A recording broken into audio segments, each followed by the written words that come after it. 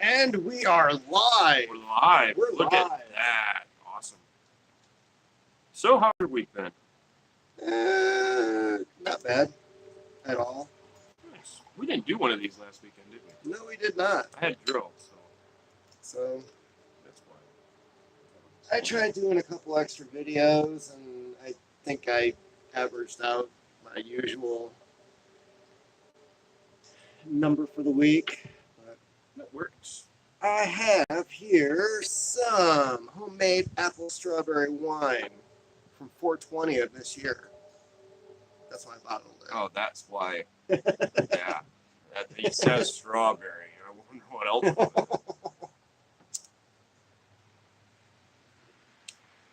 is. Ooh. This is aged well. Definitely a hobby one should try tinkering around with. That's something that I want to get into. I need to look into it more. My mead did not turn out as well as I would hope, but I had no idea what I was doing. I think your meat turned out fine. I think you threw away a lot of money when you did that. You should have just had somebody else try it out. But I tested it, and it didn't have any alcohol content to it. At your phone? Mm-hmm. Yeah. So, what are we, I feel like we should just sit down and figure out how we're doing the show. Like, what are we discussing today? I think. Well, okay. A couple days ago, remember that video that has gone viral several times about I don't remember this TV show. It was the guy standing up on a panel, and then he talks about how America isn't the greatest country in the world anymore. He was Oh. from Dumb and Dumber. I don't remember. Yeah, it was Jeff Daniels. Yes. And it was, shit. Boardroom? No, Newsroom. Newsroom. Newsroom. I knew it was Room something. He won an Emmy for that. And it was the pilot episode he won an Emmy for that? for that scene. Really? Yeah. So what? We're going to discuss if America is great or if it's No. not, or No. Because he made a comment. He made one particular comment in there that got me thinking, and I started looking it up. And it was about how he was going on and on about like 180 or 200 sovereign countries, and like 180 of them have freedom. Mm-hmm. And I started looking into it, and I'm like, well, what is Define freedom. I guess what exactly? Yeah. I was like, what is freedom? So then I started looking into it, and the Human Freedom Index, which I guess is a scale of how they measure how people are, rank freedom in their particular country all throughout the world. We rank 23rd. Yeah. So then I was like, okay. I mean, and that makes sense. I'm like, okay. So I started like, okay, now why? What do people feel they don't have, that is lacking? And I'm like, I'm sitting there thinking personally, I'm like, well, there's this. There's the fact that there's a complete total lack of ownership of Anything. property. Yeah. Completely, and the education system is absolutely horrible. You're taxed through your mouth. So I'm like, okay, I know these are my personal reasons, but what do other people think? And I started reading up, and I got generally it's the same thing all across the board. The fact that you don't own anything in this country, we have this patriotism in this country where like everything is just so star-spangled awesome. Quote from the guy from Jeff Daniels. Yeah. That we don't even sit to think about that we have the highest prison population in the world. Oh, yeah. I think some of that goes back to, are you familiar with Bill Hicks? He was a comedian. He died from cancer like in the early 90s. But he had this bit, and it was in a Tool song where he talks about how it's an attack on personal freedom. He's talking about the war on drugs Mm-hmm. and how like anything you enjoy doing,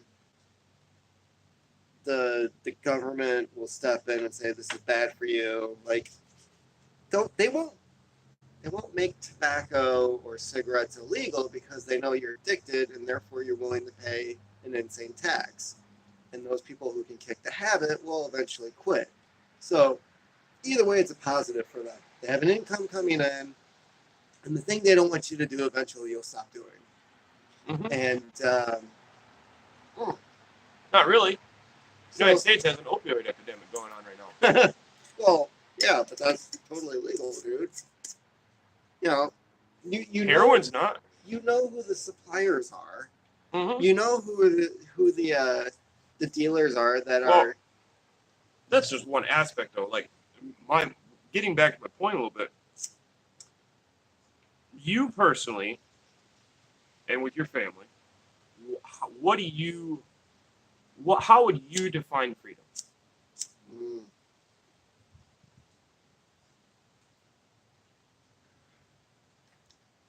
The ability to choose your mobility and your position in life. So there is that opportunity in this country. But the sad thing is, if you grow up in a poor neighborhood, odds are you're going to stay in that poor neighborhood. And if you do get out of that poor neighborhood, you're probably going to prison. That's more on the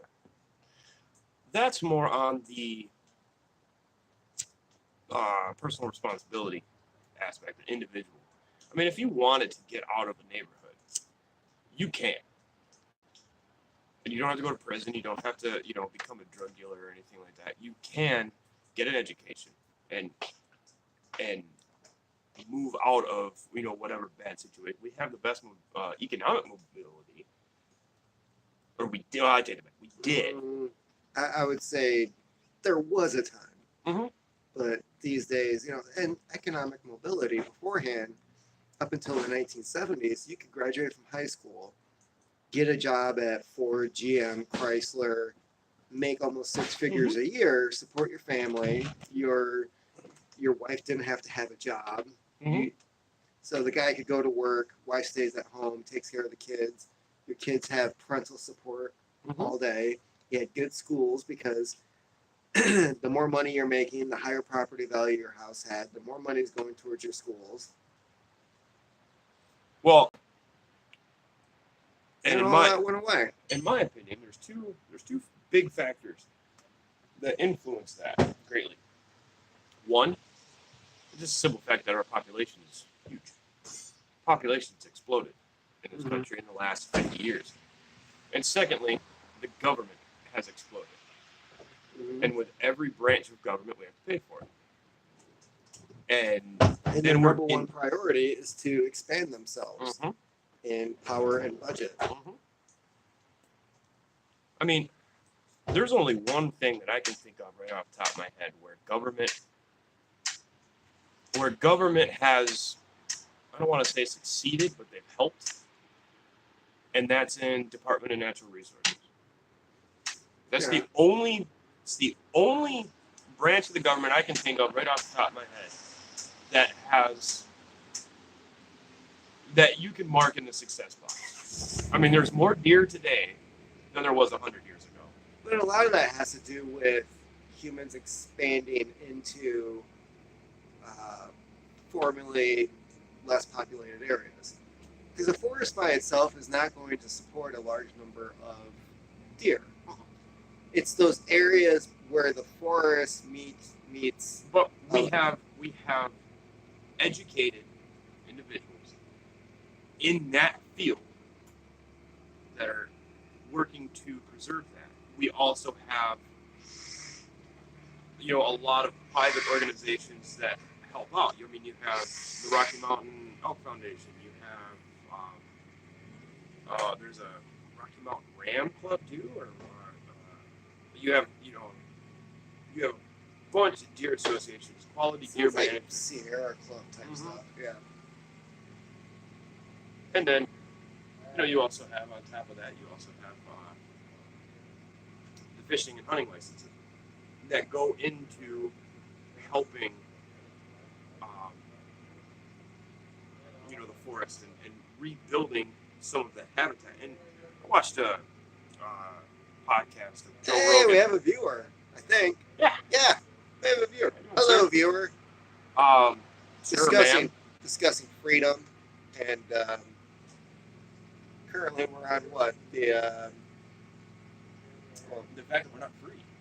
yeah. Well, Um, I think if you buy a house, or you buy anything, you buy any piece of land, not necessarily just a house, but if you buy a chunk of land somewhere and you pay it off, that should be yours to do with what you please. Anything. If you buy something, it should be yours, and the government shouldn't have any right in any way, shape, or form to threaten to claim that in any way, shape, or form. I also think that it's your responsibility to determine what you can put into your body. I think if you to want an extent. I think it's up to the responsibility. If you're gonna sell something, if I'm gonna sell you something, if I'm gonna open a restaurant, then yes, Yeah. I need to tell you everything that I put in that food that I'm about to serve you. That I completely understand. But if I want to, I should be able to eat anything or cook anything or. Well, here's my stipulation.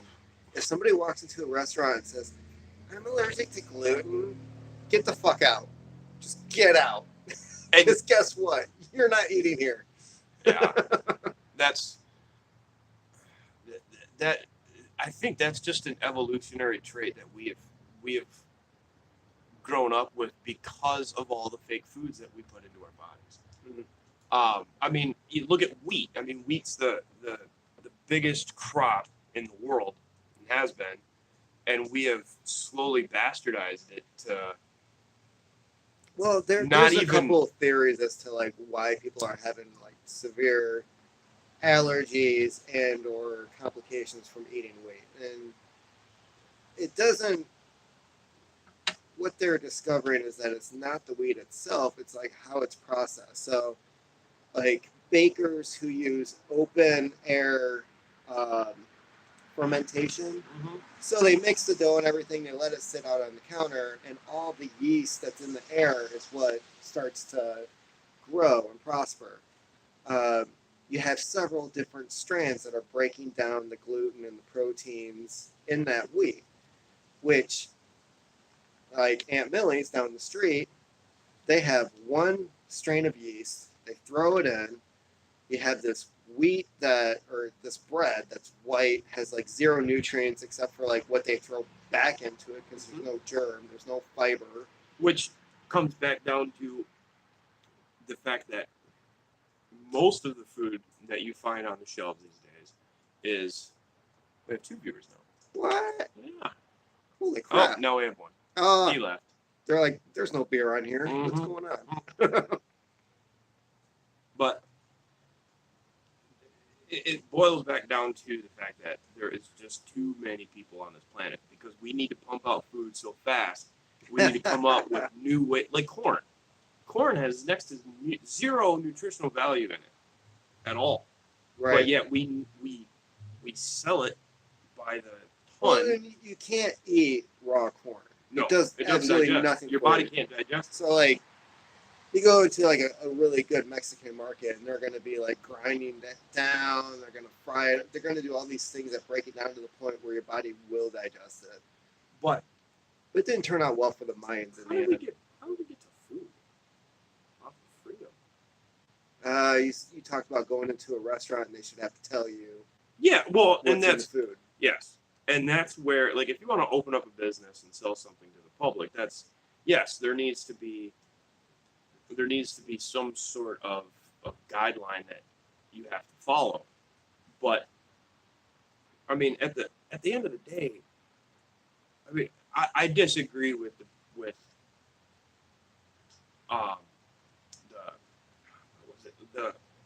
Human Freedom Index How do you disagree with it? I mean, what? Well, how did- because Japan on that, or no, I'm sorry, Hong Kong on that is actually ranked number 1 in the world for freedom. Okay. But they're ranked number 2 in overall, but they're ranked number 1 in economic freedom. So okay, I don't know a whole lot about their economy. Whoa. I'm really glad I'm not sitting in this. Hey, hold my beer. Ain't gonna get rained out by no thunderstorm. No. But they don't have the same rights to personal security that we do. Yeah. They don't have the Do they? I mean, they're protected by China, which is like the largest Personal standing army security. in the world. personal security. Mm, well, it was a former British colony. There's no guns allowed on the island. They're violent. Their overall crime rate is really low. Well, because they're a homogenized. Are they a nation? Are they a Hong Kong? Yeah. Or, no, it's a city in China. It was formerly the No. colony. It's not. It's separate from China. It's They not. took it back in '96 because the lease that the Brits had on Hong Kong, It's 97, whatever. and I think they hold a separate economy from China. No, because the mainland of China integrated what they were doing in Hong Kong. Because the big fear was that the Chinese were going to march in, that they were going to seize all the property, that it was going to go completely communist, and it never happened. China sat back and said, let's see how this goes. And then they gradually started integrating that open free market. Mm-hmm. See, the big difference, and I would almost argue in a way that China has a little bit more freedom than we do, and how Economically or socially? economically. Because yes, the internet is provided to everyone at the cost of the Chinese government can decide as to what content you can and cannot access. But the upside is every household has the opportunity to be its own business. Mm-hmm. So you have a girl who decides, I'm going to sell makeup online. The windows are down, by the way. That was always down. That comment? No. Yeah, I get where you're coming from, and that makes sense. But And as a free country, we don't have that. you have to look at the downsides to freedom as well. You have to look, for every 100 people, you have one total dumbass. You have one complete and total dumbass out of every 100 people. So you're going to have a lot of stupid people. You give them free reign to do what they want, they're going to do something stupid. That's freedom. That's the downside to it. Now, like I don't even think we're top 20 in education in the world. No, we're like 26. Yeah, I think we were 26 or 27. But setting aside all of the educational problems we have in this country, setting aside all of those, you have the right to be a dumbass here. Yeah. You have the right to forego your education if you so choose. That's the downside to freedom. I mean, if somebody puts a gun to your head and tells you that you need to go to Harvard, yeah, it's good for you, but you're not free Is doing it it. though? Well, Is it- Harvard's a bad example, but you know what I mean. If I force you to go to college, or if I force you to do something, that's not freedom. Whether it's good for you or not, it's not good for you. Or I'm sorry, it's not freedom. If somebody, like I said, I mean, if your mom put a gun to your head and told you to eat all your fruits and veggies, yeah, it's good for you. Well, you have to be able to. You have to be willing and able to make mistakes in order to be successful. And that's ultimately the end result that I was trying to get to. Wow. I don't know if you guys can even hear me right now. Hurricane Michael just showed up. I guess. That would have really sucked if I was sitting in a tree stand right now. That just came in from nowhere. Yeah, it did.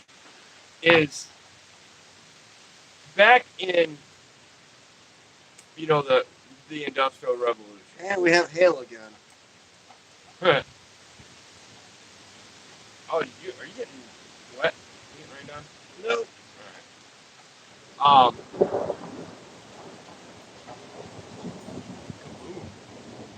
right. If we end up in the land of Oz, you are coming with us. What was I? Oh, back in the Industrial Revolution, back when things were getting invented, we were building great big things. We created those things out of necessity. We needed those things to continue on with the job. That's how progress was made. Hey, we'll create this so we can do this better, and then this is now getting easier to maintain or getting easier to build whatever. So Henry Ford did it, with the Model T. The Model T, the combustion engine was invented. He didn't invent that, but he invented the way to make them faster. He made them cheaper for the general public. Well, he invented the assembly line. That's what I'm saying. Yeah. He didn't create the combustion engine. He didn't create the automobile, but he created a way so modern or so modest middle class individuals can now own a vehicle.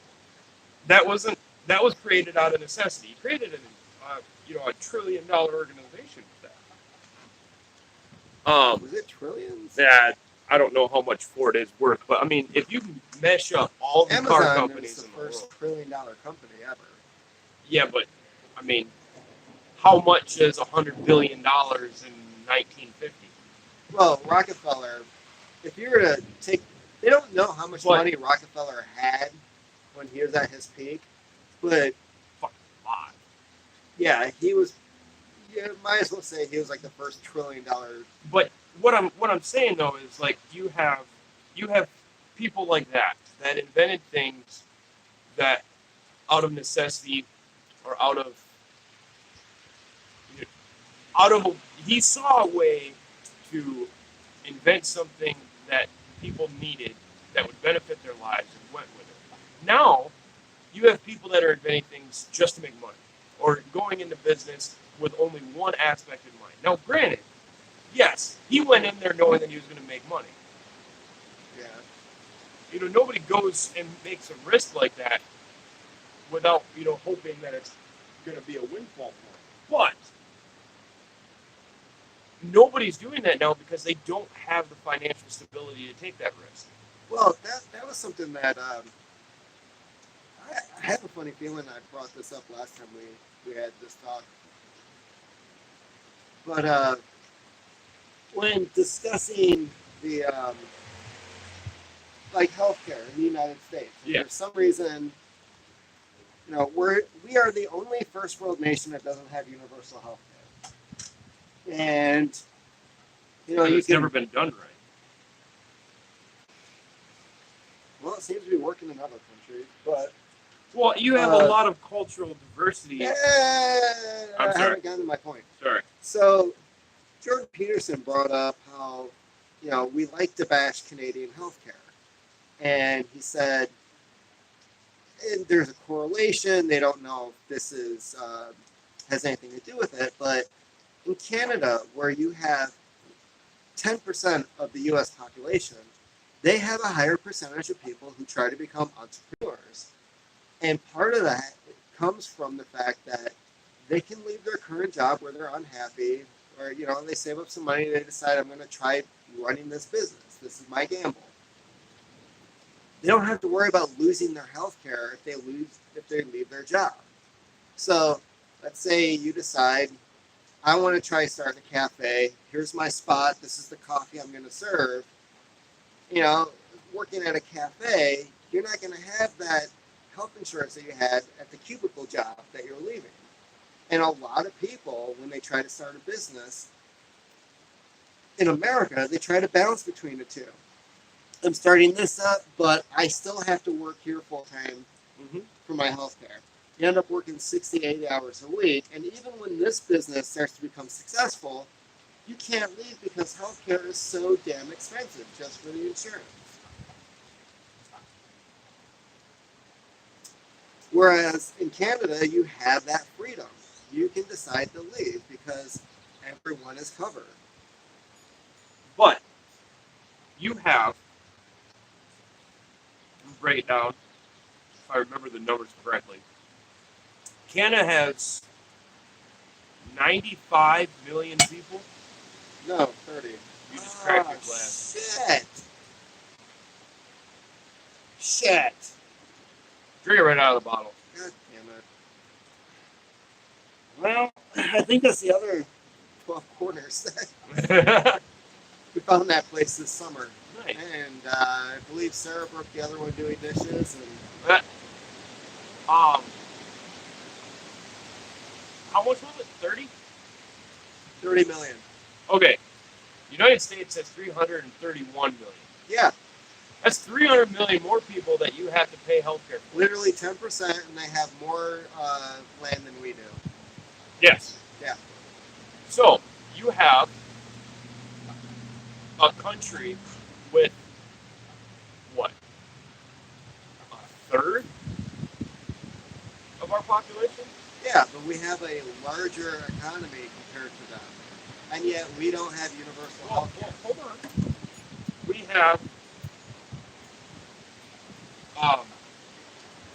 We have a population that's drastically more than just any Scandinavian.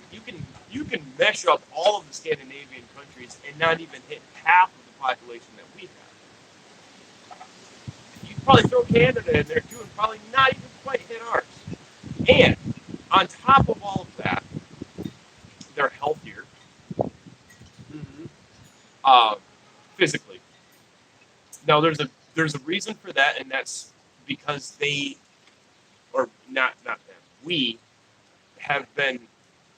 have been brainwashed into the consumerism convenience factor of McDonald's, of fast, cheap, and easy. Think about it. Your dating apps. You have. Hey, whoa. I met my wife on a dating app, and I'm not going to sit here and let you call her fast and cheap. I'm not sitting. You know I love her. She's awesome. I'm not sitting here and I'm not saying that but you have to admit that your situation is the exception to the Tinder rule. I think it's what you want to do with Tinder is what comes up. Because there are people that they go out there and it's the hookup culture. Whatever. Hey, that's fine. That's your thing. Wear a raincoat. Okay. But what I'm getting at, though, is you have a population that's not nearly as culturally diverse as us. You have the healthcare system we have the best quality healthcare in the world. Everybody, we do the research, we figure out the problem, and then everybody else takes it. No. Yeah, No. Absolutely. There are procedures and medicines that other countries are developing that we refuse to touch just because our FDA hasn't looked at it yet. It's like they'll approve something like OxyContin, but when it comes to something that is an alternative to like chemotherapy, no, there isn't enough research done on it yet. Your job is to do the fucking research. Well, yes. But you're telling me that we haven't made the most medical advancements in the last 100 years than any other country? Most medical advancements came from war. And no, I wouldn't say that we've made the most. Then who? In your opinion? I think it goes around everywhere. I think that's not just us. I mean, it depends on how you measure it. Like a third of our GDP goes into healthcare and healthcare research. I don't buy that. Because for one, that's what the numbers say. They're full of shit. For one, we're not investing any money into creating new antibiotics because there's no money to be made on it. And 100 years from now, you can get a new leg.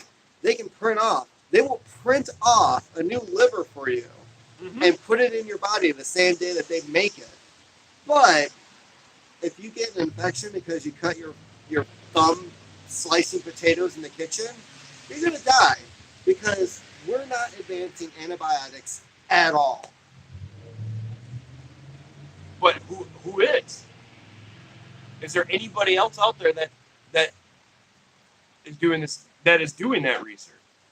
If there is, please let me know. Because I mean, I don't know of anybody else. I don't know about other countries, but I know that the pharmaceutical companies in the United States are not doing any research on antibiotics, and the few places that are actually universities. And right now, they're looking at soil samples because for every square inch of soil, there's like a couple thousand microbes in there, and they're checking each one to see like how exactly they function.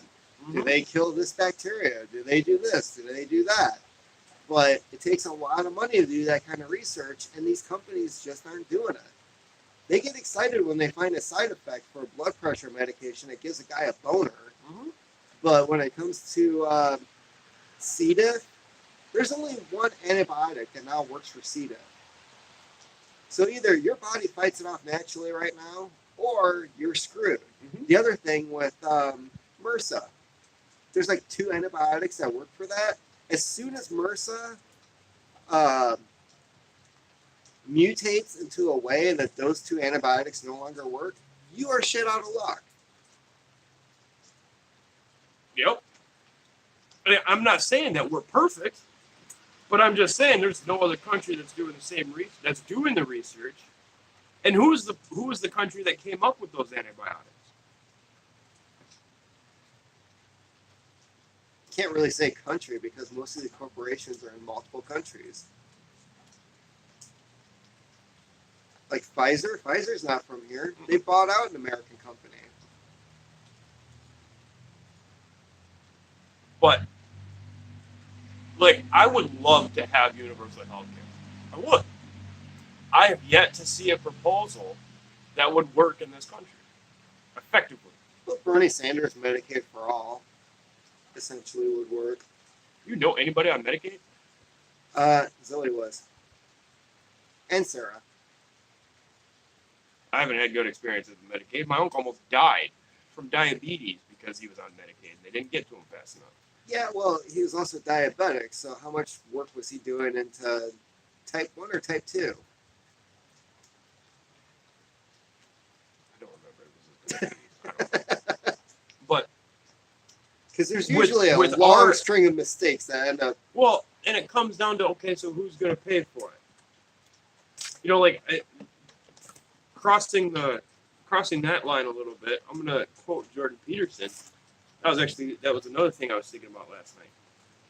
You have Jordan Peterson said it. The number one way to determine an IQ test is the military. The military has spent over 100 years creating the IQ test. It's probably the most accurate one that we have for the United States. And the military has determined that if you have an IQ 83 or less, that you are counterproductive to any job in the military. Well, the job has pretty much everything in the civilian world in the military as well. With, obviously with a few more extra jobs that you wouldn't find as easily. So essentially, it's counterproductive for anybody with an IQ of 83 or less to work anywhere. Okay, that's 10% of the United States population. So 330 million people, 331. So that's what, 31 million people in the United States that are counterproductive if they get a job. Well, now let's add in the mentally and physically disabled people that can't work as well. Let's add, I don't know that number, so I'm just going to throw something out of there. Let's say 31 million. Let's make it an even 50 million people. I don't know if that's right. I have no idea. I'm just throwing out a number. So you have roughly, give or take, 100 million people, 80 million people in this country, little less than a third, that physically or mentally can't work. They cannot contribute anything into the pot. So you have 70% paying for 30%. That's a lot. 70s. How's it 30%? It's like 10% of the population has that IQ. Yeah, I threw in disability as well. If you're not contributing anything into, Just because you're like, I have a disabled guy that works at the well, library. I'm saying We've 100% disabled individuals. I worked that with. can't- I'm not trying to knock on disabled individuals. I'm saying the people that they can't work for XYZ reason, whether it's mental or physical, whatever. Well, So what are we going to do with those people? well, pretty soon they're going to have to figure out what to do with everyone because of automation. That's when I'm shit's going not to get worried real. about that. Because the weird thing is, for example, they're already doing this in Australia. So right now there's a big demand for truck drivers in the United States. They can't find enough guys who are qualified to drive truck to send out supplies. Now, 10 years from now, and I'm not kidding about this, the 3 million truck drivers who are on the road right now are going to be unemployed because of the automated trucks, self-driving trucks. They're going to end up taking over, and you're going to have the unions who be like, Yeah, but that's happened all throughout history, though. I'm not worried Mhm. about that. we should be. Modern advancements have always changed. For the last 150 years, people have been out of a job because of XYZ reason. Mm-hmm. Something will change. Who's going to fix the automated trucks? It's not going to take 3 million people.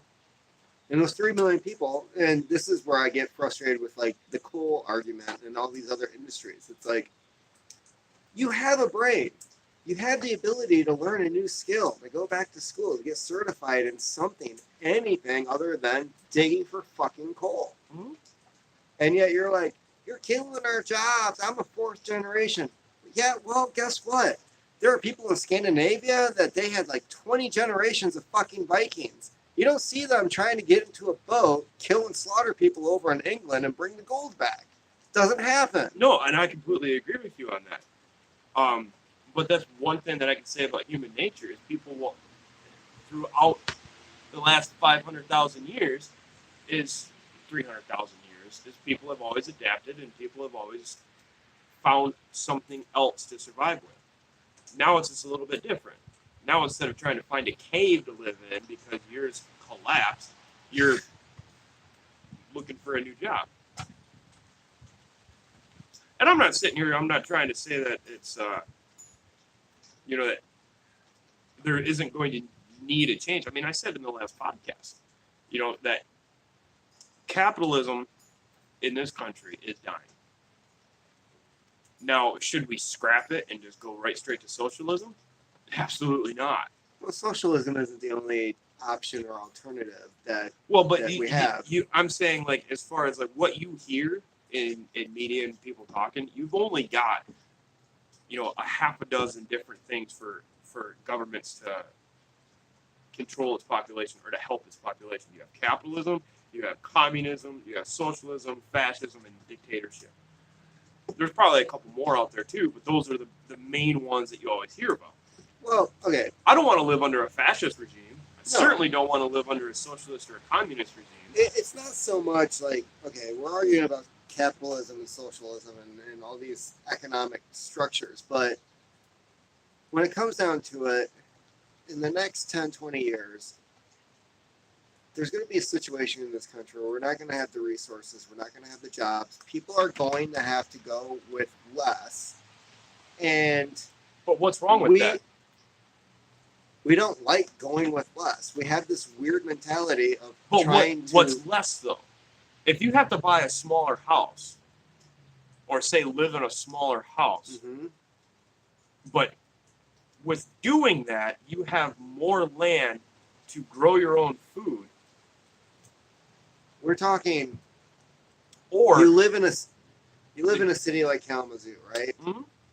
And let's say things get so bad we can't afford to live in this house. Sarah and I have to eventually find someplace smaller that's more affordable. No yard, and we're going to have to make do. Americans do not like the idea of going from this is where I was at 10 years ago. Why do I have this little? And that's where you have that frustration in that group that voted for Trump. And I'm not saying that voting for Trump is a bad thing. If that's your thinking, if that's your mentality.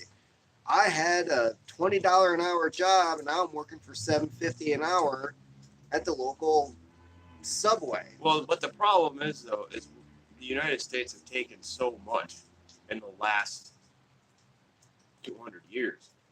And we've grown so fast. I mean, our country isn't even 300 years old yet. And we've become a world superpower. Now, that's great. I'm not saying that that's a bad thing, but eventually that is going to end. Yeah, we're basically Justin Bieber, and we're at that early 20 stage where we're no longer cute and adorable, and our career's starting to go to shit. Mm-hmm. And I'm not sitting here and I'm not trying to say that we can't be great again, be great again, because we were great. I'm sorry. But that's not the outcome anymore. You know, the United States has had a very fierce reputation as being the arrogant, cocky individuals that can adapt to anything and fix their own problems. Nobody wants to do that anymore. It's somebody else's problem. Exactly my point. But eventually it's going to hit home. Eventually it's going to be your problem. And eventually you are the one that's going to have to take control of your life and fix it. Yeah. And you have to determine what you truly want. We can't have an entire nation of writers. It would be great. Only if you can export that much, and who wants to read our shit? Exactly. And, you know, you can't have an entire nation of CEOs. You can't have an entire nation of movie stars or rock stars. You have to have people that are willing to do the non-glamorous jobs. I mean, trade positions right now in this country are going without. People are desperate. Plumbers, electricians, carpenters, because they're the unglamorous jobs. But there's a lot of money in there. Okay. And that job will never go away. No, it won't. And I kind of want to address that. So there's this guy that I work with. He's a young, middle 20s something, and currently has a factory job, and he also works where I'm employed at. Okay. So the guy already has 2 jobs just to break even. And he applied for a plumbing position in a union, because unions are famous for like taking people, training them, getting them certified, and adding these people to their roster, right? And then ruining your job. So he applies for this job, and he does this over-the-phone interview, which I think, okay, corporations, get your shit together. Over-the-phone interviews are bullshit, okay? So he gets this over-the-phone interview, and she's asking him these questions, and she was asking, like, well, would you be able to fix the machine if it broke on you? And he was like, well, I know how to operate the machines, but like nobody ever trained me on like how to fix something like that. And that was pretty much like the end of the interview. And he started asking some questions, like, you know, there was nothing listed in the job description about fixing the machines, like why does this count against me? What's going on? And so she asked him, like, do you ever work on your own car? Do you know how to fix your own car if something breaks on it? And he was like, no, I've never had to do anything like that. And so they keep looking. Basically, these companies and these unions are looking for people who don't exist, all right? Sorry, there isn't like a shit ton of people sitting out there that are certified in plumbing and electrical and carpentry who are like, oh, I'm unemployed. I want to work for this place. No, if they had that, they'd already be unemployed. So guess what? Your fucking job is to create those people. And instead, they just want somebody that can come in and do the job and they don't have to worry about them. So you're talking about essentially another example of that is you're freshly graduated from college with a degree in whatever, I don't know, marketing, and then every job that you want that 5 years experience. is asking Yeah. for 5 years experience. Yeah. And guess what? In this economy, it doesn't matter what the fuck you want. If you want it, you're going to have to create it, and you're going to have to find somebody who's motivated. Mm-hmm. And I think that this guy asking the questions of like, what can I do in order to like fill this position, should have been enough to where they're like, okay, maybe this guy's worth giving a shot. Yes, we're going to have to train him for a couple weeks, but whatever. And nobody wants to do that. The companies are lazy, the unions are lazy, and you know, these are the people that are saying the American people are fucking lazy, and yet they won't give anybody a shot at having a better life. Well, and I think that's what has eventually, I think that's what's turned the American people lazy. I mean, because you can't deny that we have gotten lazy. Oh yeah, there's a lot of lazy fuckers out there, but You know, so, but if you're eventually, what I'm seeing in this country is that we're losing hope. oh, that's been gone for like the last 20 years. It's getting worse. It's not getting any better. Well, the weird thing is, the people who do have hope are the ones that we keep shutting out. It's like they're coming here with the sole idea that they have hope, that there's a place that's better than the shitty place that they're coming from, and we're like, no, fuck you. We're going to keep our greatness. Stay out. Well, and that was something that you're talking about illegal immigrants or immigrants. I'm talking about immigrants, and right now, I don't know if you've been keeping up with the news, but there's what the news is calling a caravan of people from South America who are trying to make their way to America because it's like Guatemala isn't exactly doing great. Argentina, you know, we've totally fucked South over there America isn't doing because great we at all. keep fucking with their economies. Like Argentina, for example, are so far into debt because of loans that they've taken from the World Bank. Mm-hmm. And then their leaders like shit on the people and leave, and then the people are stuck with this debt that they never agreed to, and basically like the IMF and all these other banks that are doing this shit are essentially us. They're basically like the Federal Reserve. And Federal Reserve isn't us. you wanna talk about freedom. What about this indentured servitude bullshit? One where your government can basically turn you into a slave to a bank and a loan that you have absolutely nothing to do with. Or the fact that in order to make it in the country, oh, you have to go to college. By the way, we're going to make it an impossible situation for a 20-something to navigate through successfully and leave in their 30s without $100,000. Well, the goal is, at least it was 50 years ago, is to you go to I'm school. so pent up. I need a drink.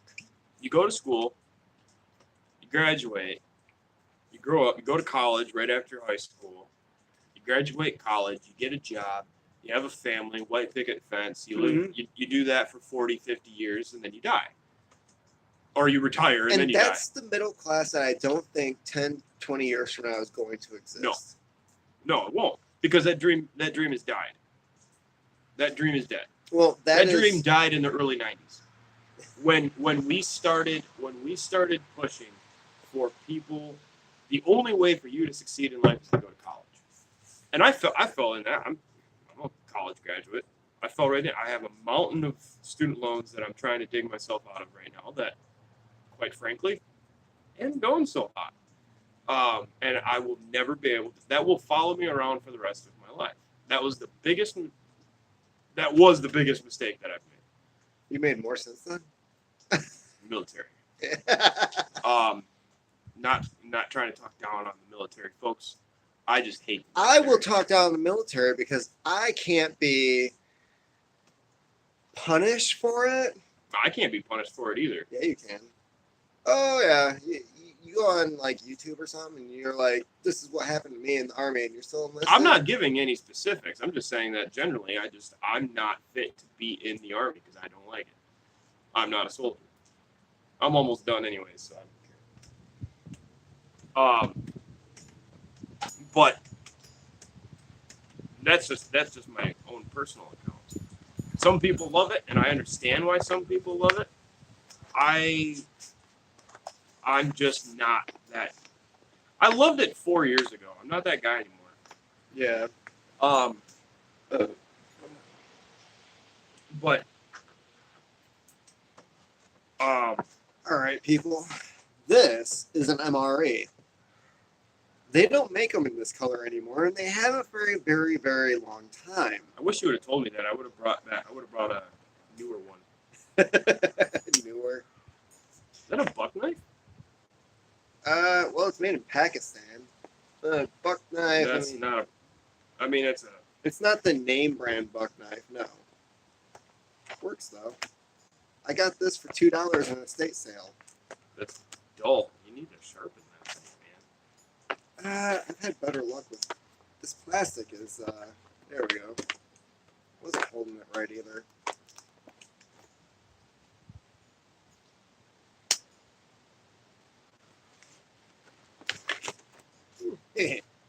Chicken a la king. Oh my god, dude. What? What? It was made in Pakistan. That's high quality. Accessory packet with instant coffee, cream substitute.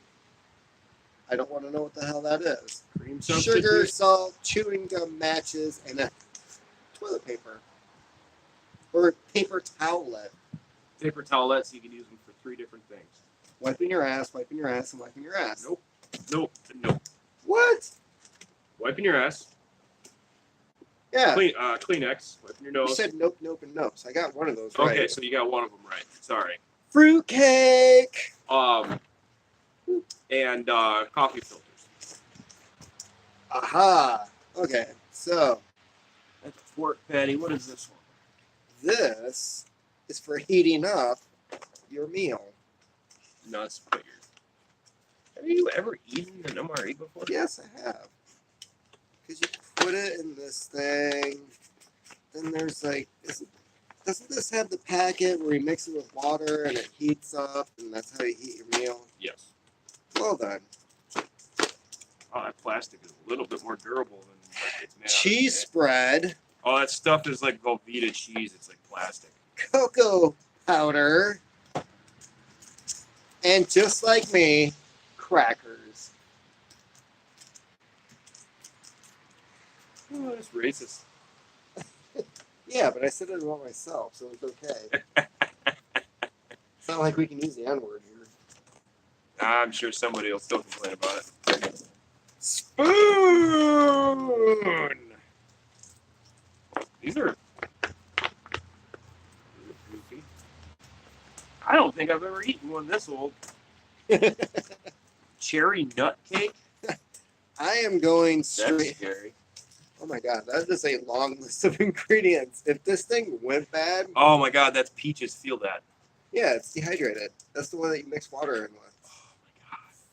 At least the peaches that we get in the new ones are freeze dried. Those are freeze dried. Huh? That's freeze dried. I know, the ones that we have aren't. Oh. Chewing gum.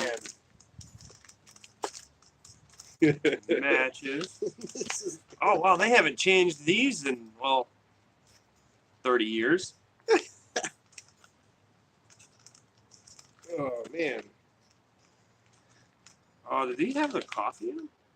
I don't think this has the heating pack in it that I was talking about. No, I didn't see mine. I didn't see one in here for me either. Unless it's in the box. That sucks. Salt, sugar, coffee, instant type. I will give you a little tidbit of advice. If you did join the Army or Marines, military in any way, and you're at basic, for your land nav course, what you can do if you were a tobacco chewer, what you can do is, because you're not allowed to have coffee or tobacco, so you take this, which is instant coffee, you wrap it in this. It gives you the fix of having a dip in your mouth, and you get coffee. It's a twofer. It's like brewing coffee in your mouth. Tell you what, when you go on your land nav course, because you'll be gone all day, grab a couple of these. It'll at least get you by. Trust me, been there, done that. So you're turning your mouth into a French press. Yes, yes, exactly. I'm not eating that cherry nut cake. That's just gross. However, this beef stew, though, I gotta try it. I'm gonna try. It still smells good. That smells like an MRE. You're about to lose your package. Oh no! Not that package. No, I'd be freaking out even more.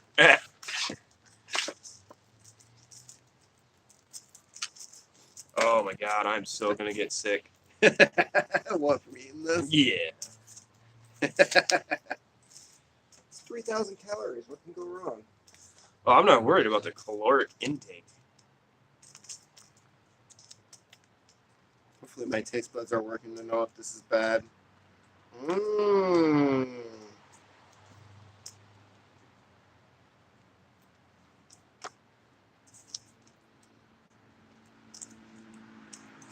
So, you're not vomiting yet, so... Ah, it tastes pretty good for what it is. This is pretty much what I remember from when I was a kid.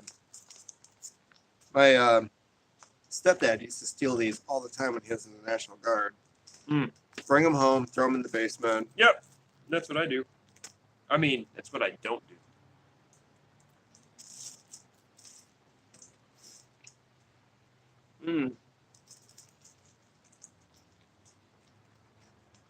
So Right. I'm tasting botulism and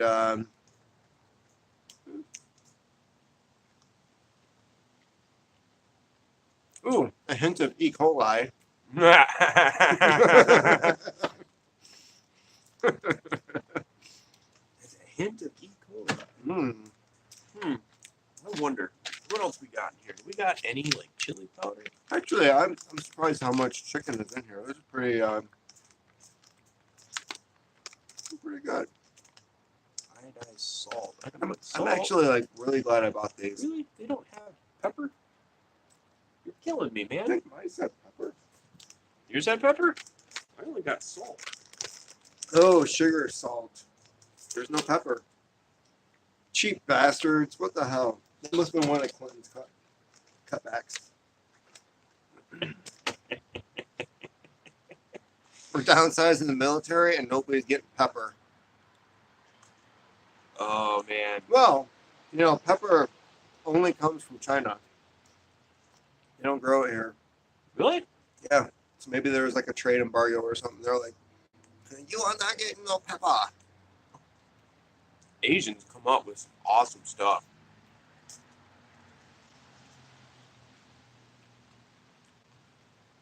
You know, surprisingly, I mean, it's definitely not good by any means, but I mean, if you've ever eaten an MRE, not bad. I want to know what year this is.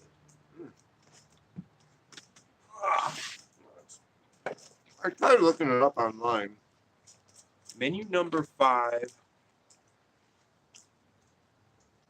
But they don't, Meal ready to eat individual. for when they don't put an expiration date. They don't Because put it the- never really expired.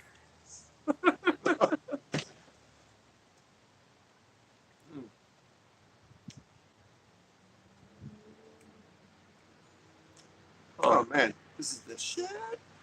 What's that one? Chicken a la king. Chicken a la king. Mine's just a beef stew. I don't think I could have done the pork patty though. Not unless like I was, in uniform and I was actually training. I'm hungry.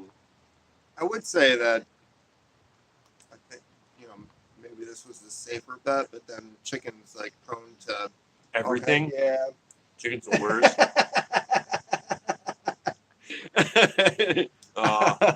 His wife has just given us the dirtiest look ever. Yeah, I mean, I'll eat it. And we'll see what happens in a couple hours. It's okay. Whatever's in there, I can kill in the meantime. What's that one again? What is that? Apple, strawberry, wine. Nice. Turned out pretty good. I'm surprisingly Isn't there a brew? pleasantly. What? Like a brew supply store. Right over there by the dump. That sounds appealing. Oh, I know. It's great. What, Miller Road? Yeah, it's right off of You mean for right like past the highway, or not right past the highway. Right brewing past the. supplies or something? Yeah, I think so. You ever go there? Mm-mm. Where do you get your stuff at? Do you get it around here, or do you buy it online? Most of my stuff I just get at the store. Yeah. But considering some of the stuff that Sarah and I have been talking about, I think I'm going to go down to Bell's and pick up different yeast strains and experiment with like how it affects the flavor and stuff. Oh. So next year I want to try making a dandelion wine, but with some champagne yeast or Sorry, dude, I can't do it anymore. mix it up a bit. I've eaten these so many times that I just can't. McDonald's tastes better. I finished mine. So when I do a live feed, like 3 hours from now on my deathbed, You'll know why. you will know why. And hopefully one or two people will mourn me. Probably not. Oh, come on. I think Can I have your pipes? I think Book Lover Piper would be sad. I think Ziggy Num Nums would be sad. Pipe Grump would be horribly pissed because right now he is like the number one spot for my gaw and What is a gaw? give away. Okay. Which follow him. He's got a video down. So for any new people that want to get in on the action, I don't know if new people would be watching this, but hey, if you are, welcome. well, you never know. There's always got to be somebody out there. So how much of that beef stew did you eat? I ate about half of it, So three you got like quarters a of it. 50-50 chance of dying. I'm gonna eat those crackers though. Because crackers can't really go bad. Ooh, what is this? This is the cocoa powder. That stuff. At least I don't know about this one, but the cocoa powder and the new stuff is just absolutely horrid. Now I will say that the chocolate yogurt, not the chocolate pudding powder that they come out with is Chocolate pudding powder. yeah, it's a powder. It looks just like Nesquik. Then you add water to it and it gets thick, and it's just like chocolate pudding, and it actually tastes like chocolate pudding. Huh. So it's not sponsored by Bill Cosby, is it? No, there is no What's the cases of pudding in the pudding pop? there's no cases of rape in that package at all. Or was it child pornography or rape? Did he rape? It was rape. It was. I'm pretty sure it was a I little bit of hope it everything. wasn't child pornography because he was the one that did that kids saying the darndest thing. This it's like petrified. Mm-hmm. This is kind of like the These crackers taste funny. Christmas fruitcake that my parents would have sitting in the dining room for like 10 years at a time.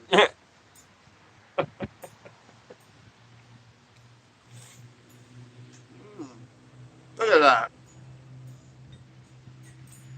like some well-aged Shit. crumble cake. Could probably smoke this if we wanted to. Probably. It would taste horrid. These crackers almost taste like they're burnt. I don't know how you would have done that, but So I bought 2 cases of these for super cheap at an estate sale. I think they're about to pass as still being good. well, and for those people that are out there that are on the verge of prepping or thinking about it or whatever, I will say you can go on Amazon, you can buy MREs, meals ready to eat, Google it. It's worth the investment. I mean, just for a simple, like, okay, so say something happens to your car and you need to use a grocery bill to fix your car so you can get back and forth to work. You got a box of MREs. I mean, yeah, it's not great. I'm not sitting here going to say you're going to have a gourmet meal, but it'll get you by. If you're, They're only what, 3,000 calories a piece? well, yeah, I mean, so in natural disaster happens. In the event of the zombie apocalypse. I mean, everything's airtight. So if it gets soaked, I mean, if say you live in a flood area and your house floods, you got nowhere to go, whatever. Have a box of MREs handy. At least you don't have to worry about food. It's worth it. It's You worth take the package, you wipe off the motor oil, antifreeze, raw sewage. You clean that off, you open it up, you're good to go. Okay, as disgusting as that sounds, you can do that because everything is sealed. That's why you can't drink the water in the flood area. Oh. You know, so if you have a couple gallons of water, the water is a little bit. You got to be careful with that. You got to switch it out every about twice a year, or else it stagnates and then you get bacteria and you can get sick from it. But this stuff is quick, easy food. I definitely recommend everybody has at least a box of them. You get 12 in a box. I mean, for one person, that's you can stretch that out. You can get 15, 16 days out of a box for one person. A family of 4, there's a week's worth of food. Like again, it's not great, but when you're hungry and you're ready to eat just about anything, I will definitely say that. I mean, I got 3 or 4 boxes downstairs in my house. Let's face it, when the zombie apocalypse happens and you are spending 3,000 calories lopping off heads and stabbing people in the eyeball, you're going to need a few MREs. Well, not just a zombie apocalypse. Is there any other situation that people should be planning for? I mean, what covers every instance? If you're thinking about a situation. Power outage. Zombie apocalypse. Zombies happen. There's going to be no power. You know, they actually think that a zombie apocalypse is plausible just because there's bacteria out there that takes over ants' bodies. It also takes over bees. There's a fungus that makes them zombies. It like eats their brains and then like turns them into just Durr. Just eating machines until they die. So I mean, is that plausible? Yeah. Yeah. Will it happen? I'm not. That's not what I'm worried about. I'm worried about some dumbass at one of the major hubs down in, I think it's Virginia. You know, that can. I mean, if flip of a switch, you can turn off the power of the entire East Coast. It's happened before. It happened in 1989. Yellow bowl with some apple-flavored Sutliff tobacco. That stuff is. I'm gonna buy some of that stuff. That's And- awesome. Rum-flavored filter. Don't know how well that's going to do, but let's find out. It tastes like apple flavored rum. I'm okay with that. No, if we're going to talk about end of the world situations, like everybody, everybody's talking about the new American Revolution. Huh. Look, that are we in a revolution? Absolutely. I mean, do I see something like that happening? Yeah, but not violently. That's not going to change violently. That's going to change through the political sphere and laws and regulations and rules. I don't buy that. Everybody's too bought and paid for, and it's hard for anybody else to get in. Yeah, but I don't see it turning to violence though. I see power. I mean, our power infrastructure is Shit. ancient. It's brittle. It's falling apart. We can't get the parts because they're made in other countries, so we can't even create our own Well, the parts. transformers are made in Europe. So they have I'm to be talking the major transported ones, in. yeah. Yeah. The major ones, they have to you have to have them built on order. It takes 6 months to build them, so you're not going to get that thing back up and running until maybe 6.5, 7 months. Think about it. 7 months without power. There's your zombie apocalypse. Well, we haven't really talked about the elephant in the room. We had a journalist who was blatantly murdered in a Turkish embassy in Saudi Arabia. Finally admitted to it yesterday that, yeah, we killed him. Really? Mm-hmm. I did not read about Of that. course, their explanation is that somehow this journalist got into a fist fight with 15 paid killers, and it led to him being killed by accident and dismantled by a doctor with a bone saw. Well, And his dismembered body exported out of the embassy. But sounds like that guy just fucked with the wrong people. Well, I mean, it happens all the time. Hillary Clinton's been freaking. There's a lot of strange and shit that she did. Here's the weird thing. So this journalist, I've been reading about him, and he wasn't somebody that was like, fuck the Saudis, I hate the royal family, they're pieces of shit. Which they are. Well, yeah, but this guy,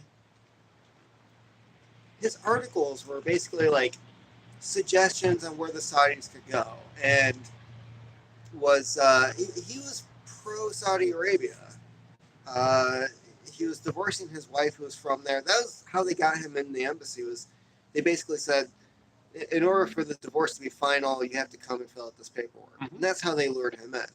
So he was a critic of the family, but basically he was a critic in the sense of, here's where my country can go to make things better. It wasn't like shitting on them for human rights or anything like that. It was basically like, hey, we had this new prince that's in charge, and he should try looking into this. And so far, Saudi Arabia has actually been making some strides in certain areas, like letting women drive. And they fail in other aspects, and that's probably where he was leaning towards, like, you can improve on these things. So he wasn't like anti-Saudi Arabia, and they killed him anyway. Well, because he was a critic. He criticized, even if it wasn't bad, he still spoke out against a monarch. You don't do that. I mean, how many people did the kings and queens kill in England? That's why I think Joe Rogan has it, said it best, where we need to get rid of this whole idea of having one person in charge. Mm-hmm. You can't have a popularity contest to see who is going to rule over you or not. But, and here's why I think the population fails as a whole, is that I think the reason why we have the one person in charge rule is that if anything goes wrong, we can point the blame at somebody else, right? Yeah. We're not at fault. If it was a group of people who we all agreed, like, these are the ones who can possibly make things better for us, and if something fails, we have to look at our own decisions and go, oh, we screwed up. And we don't the reason we have people in charge is that overall, not just America, but people in general don't want the responsibility. Mhm. That's why we assign it to somebody else. Yeah, but we need people that are qualified in that particular field. Um, and Well, this is why I was arguing, like, why is Congress in charge of, like, the deficit and the budget and all that shit? Because apparently, if nobody's been paying attention since the year 2000, these motherfuckers don't know how to balance a goddamn checkbook. nope, They don't know they shit just keep about raising balancing the ceiling. anything.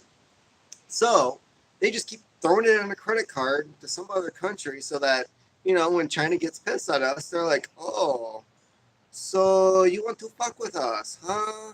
And all of a sudden they start selling off a bunch of their debt, as they did last week. $3 billion of U.S. debt was sold back to the Federal Reserve. Well, I think And it that's was after Trump threatened more tariffs. Mhm. It's like, they own us. They own over $1 trillion in U.S. debt, just like Japan does.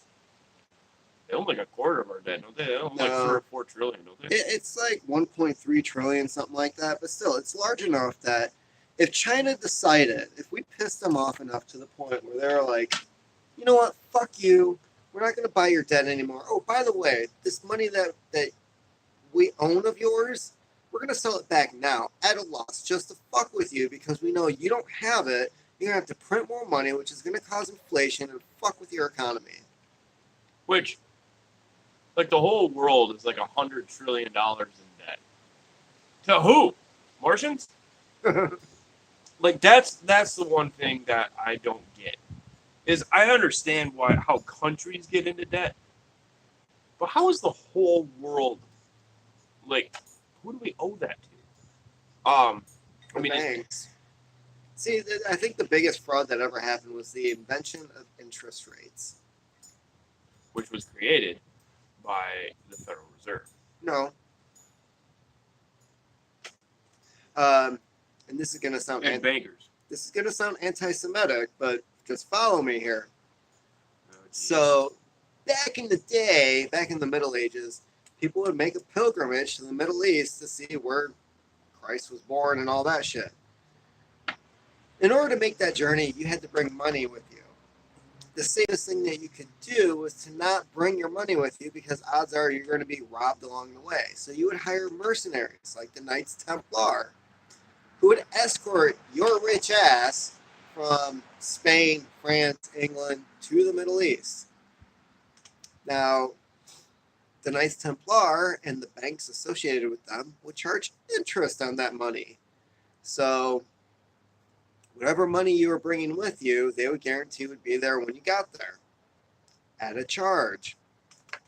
Now, the Catholic Church eventually got pissed off about this whole situation because these people would come back and say, oh, they charged me this much and I didn't know it was going to cost that. And because nobody really, people today really don't understand interest rates. If they Nope. did, they wouldn't go to payday loans or any of those quick cash God. places. Yeah. You have to admit, though, that is the greatest scam out there. But the mob did it and it was illegal. Yeah, but the government is the mob. The government's So- a huge mob. Think about it. Think about what the mob does. So eventually the church and their wiseness, their in their thinking at the time said, this is a sin, you are profiting from other people's misery, you cannot charge interest. And that was really when like the war on the Knights Templar, that's how you ended up with Friday the 13th, because they went around slaughtering all those guys in one day.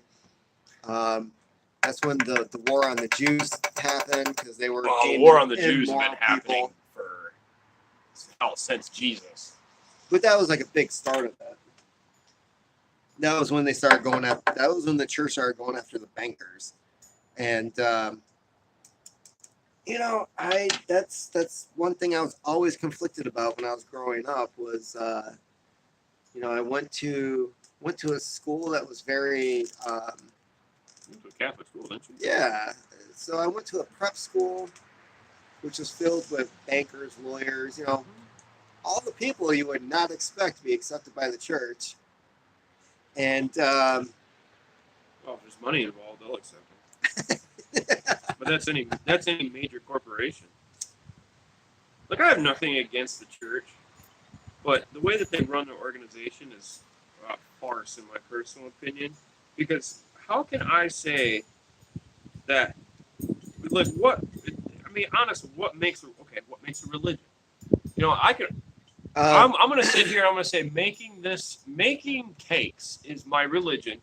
Therefore, I don't need to pay taxes. no. There's a loophole. The way the U.S. government sees it is, the difference between a religion and a cult is that a cult, the guy who created the religion, the belief system, is Yeah. still alive. Yep. The difference is, in a religion, the founder is dead. Yeah. Makes sense. All right, so I'll create a bakery, fake my own death, have somebody run it. Oh yeah, and being a fraud is a plus, because that's how the Mormons started. That's how the Scientologists started. L. Ron Hubbard. And who's the Gatorade guy? Gatorade. Yeah, it killed like 900 people because he fed them It was all. Kool-Aid. Gatorade didn't exist. Or then. yeah, Kool-Aid. Sorry, my bad. Oh, I'm sorry. Inaccurate about the mass suicide that happened in that call. And Kool-Aid. So when the news And came Kool-Aid freaked out about that. Too. yeah, and they were like, "Hey, there's only some Kool-Aid packets there. Most of it was flavoring. It was flavoring." They needed to jump on that one quick. You didn't really hear the Nike come out and say anything about the Heaven's Gate people. Yeah. Hey, we did not sponsor those guys. Thanks for buying our shoes, though. Yeah, it's just, I don't know. I mean, there's all these loopholes that you can get around, and if you have money, you can have a team of people look through these loopholes to save you money. But what about people like you and me that either we don't have the knowledge, we don't have the capacity or the time to look to find all these damn loopholes? It's just crap. That's why I'm pissed about our tax system. Our tax system sucks. Our tax system is horrid in every sense of the word. It needs to be like I honestly think, okay, if you want to get technical, then fine. Then lay out everything. And then we owe X sum of dollars to this particular system. Whatever. If I live in the city and I drive on the city roads every day, then I'm obligated to pay for the maintenance of said roads. Fine, I'm all right with that. To pay for schools. Fine, I'm all right with that. But there is no reason why, if I don't pay my taxes on my house or on the purchase of my car, that somebody with guns comes in and either takes my car from me or kicks me out of my house. That's bullshit. Mm-hmm. Well, this goes back to being in school. So we were discussing taxes when I was in high school. And one of the teachers said, it was during tax time, and he said, basically that the whole tax system was a big fraud. Mm-hmm. And what he did, and this is what my teacher did, he called 3 different tax places. H&R Block, Jackson Hewitt, and I forget what the other one was. Gave him his information, and each one had a different estimate as to either his refund or what he would have to pay. Mm-hmm. One place it was like, you're going to have to pay. Another place was like, oh, you get like $1,500 back. Another place was like, oh, you get like $500 back. Gave them all the same information, and he got a different quote from every single one. And he was like, how is this system what we like? So is he supposed to go with the highest refund and hope that he doesn't get audited? Is he supposed to like just pay taxes on what he probably doesn't even owe, just to be on the safe side, because hey, you're not going to get audited if you're sending them a check. Well, on bring it round back to your previous point. Anytime you ask the government for money, they're going to give you it with an interest rate. Every time that every paycheck you get, you give the government an interest-free loan for a year, Mm-hmm. and then you get whatever they don't need back, interest-free. Fine, all right. So for every penny that you don't use out of my paycheck that you're going to give back to me, I want 25% interest out. Well, if it was sitting in my bank account, guess what? I would be making like zero money on it because the interest rates are so low right now. Yeah, but if you take that money out and you put it into a CD or you give it you loan it out to somebody else, you know what a bank would do. Zoe has a CD and it's like 1.5%. Mhm. That's it.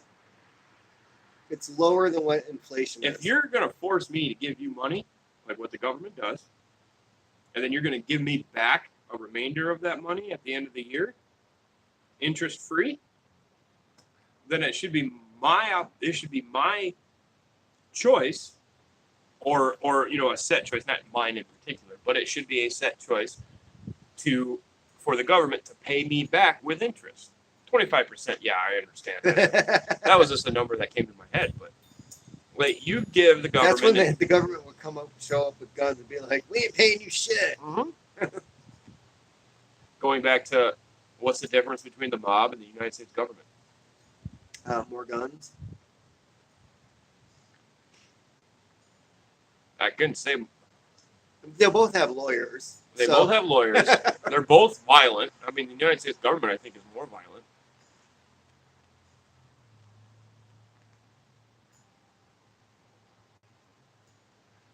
You know, it's just the system that we're in now is. So going back to Saudi Arabia, they who was it? Morning Joe was on Stephen Colbert. Mm-hmm. Joe and I forget the chick's name, but the Me Too success story. Because they got engaged or they're married or something, but they met at work. The blonde from the Morning Joe TV show. Anyways, so they're on there, and Joe is talking about like Saudi Arabia, yeah, do an embargo. We don't need their oil. We're self-sufficient. Like, why are we dependent on these assholes? Doesn't make any sense. And you know, it all comes down to what Trump himself said during the election, which was, "I like the Saudis. They're great. They spend tens of millions of dollars on my buildings, and why would I not love them?" Well, it also comes down to convenience. It's cheaper to buy oil from Saudi Arabia than it is to pump our own. But we are the number one supplier in the world right now. Because we make money off of it. We don't make money off of pumping our own and then using our own. We are the number one supplier. Not gasoline, not fuel. We pump out more oil than Saudi Arabia does now. Mm-hmm. So why are we buying shit from them? Well, there's a conspiracy theory out there, and I'm going to go to that. I'm going to go to that level, to where the whole oil scares, you know, the ones that happened in the 70s and 80s and happened, you know, about 10 years ago, whatever, is all done by oil companies so they can sell oil at a premium rate, whereas because according to this conspiracy theory that I read, we'll never run out of oil. Like, there is oil everywhere. It's not a fossil fuel. It's not created by. That's bullshit. It's not. What I mean by that is it's not created by like dead animals, by dinosaurs. It's created by. That's bullshit too. But go on. Well, again, I'm just saying that we will. There in the foreseeable future, we will not run out of oil. It's a natural resource that is constantly being created. No, it's a finite resource. Again, I'm just saying. I mean, even if it was, still, burning oil is not good for the planet. No. Even if it was an infinite resource, which nothing is infinite anyways, I don't believe that. But I do, however, believe that the oil companies do create some sort of scare so they can sell oil at a premium rate. I mean, BP made what, like $1.3 trillion in profits, or not trillion, $1 billion in profits just like 5 years ago. Well, I mean, their profit margins are insane. So what happened back in the 70s, and actually Hunter S. Thompson will come into this story at one point, is that the U.S., with the older style wells, the ones that we had in like Texas and Oklahoma, where it just like comes out of the ground, those were drilled in the late 1800s.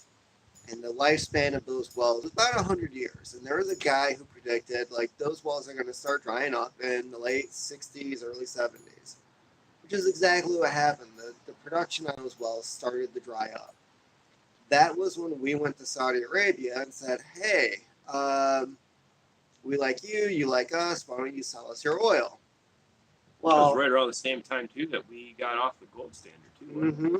And that was all tied into it as well. So there was the embargo. Well, we hadn't made the agreement yet. They were putting oil on the market and everything, but then the Saudis were like, nope, screw it, that's all to them. That was when we had the oil shortage because we could only depend on what we had here. At the same time, this is where Hunter S. Thompson comes in. He was doing a piece, an article about this new style of oil drilling called fracking. Mm-hmm. We didn't really have the technology to do it at the time. It wasn't profitable for us to even venture into it, but we knew someday that this was going to be the future of getting this shale oil. Mm-hmm. So we knew it was there, and this was the early 70s. What has changed since then is that we now have the technology, we're now doing it, we're fucking up our water supplies, but at the same time, we're producing more oil than Saudi Arabia is, and Saudi Arabia is about to start drying up soon. Mm-hmm. Because even though they had 25% of the world's oil, it was that you put a pipe in the ground, it spews out, easy access. Saudi Arabia, like 10, 12 years ago, started drilling offshore, which costs a shit ton of money, doesn't make a whole lot.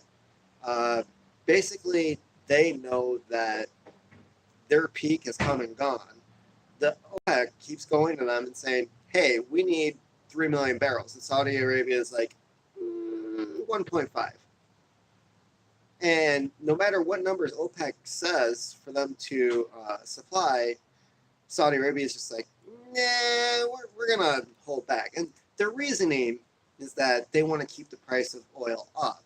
In the meantime, supply is up between us and China, or demand is up between us and China. Yeah. And it got to the point where the U.S. companies were like, fuck it, we're going to do this fracking thing. And we started putting so much oil in the market because we weren't saying no, like Saudi Arabia was, that the price of oil plummeted after 2009. Because it was at what, like $140 a barrel? Something like that. Yeah. Yeah, now it's been pretty steady, right around 80, between 70 and 80. And Saudi Arabia never upped their production because they physically can't, because those wells are drying up. Their time is coming to an end. And the thing is, once that oil dries up, they're fucking done. The whole royal family's done. Those 1,500 princes, they're going to be fucking slaughtered by everybody. Because the only protection that country has is us. And right now, they're like fucking with our ideals. They're doing all this horrible shit. Well, and they still, I mean, they're on the UN shit list. I was just gonna say, I was like, their ideas of human decency has finally been hitting the spotlight, and they're being hated by everybody outside of the Middle East. The problem is the Middle East can't protect themselves, let alone another country. Who are you gonna go to? Iran?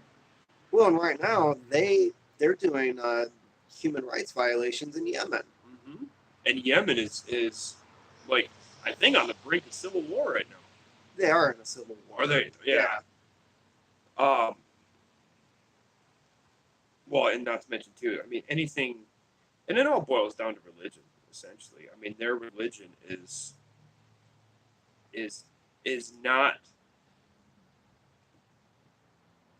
what is it? It doesn't agree. Like there's you cannot have the two different extremes. You know, I mean, Christianity is still, or Catholicism is still, you know, the number one religion here, and Muslims,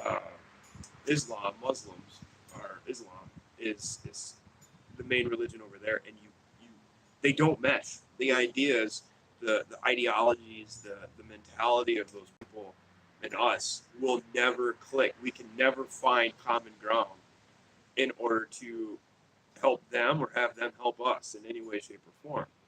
I mean, especially when you have people that, you know, hate us just because we're Western. Well, the two big differences is the religion ideologies just won't ever work. In the East, well, in the Middle East, religion is the government. Yes. Whereas here, we're supposed to have a separation between church and state. We do for the most part, but it's.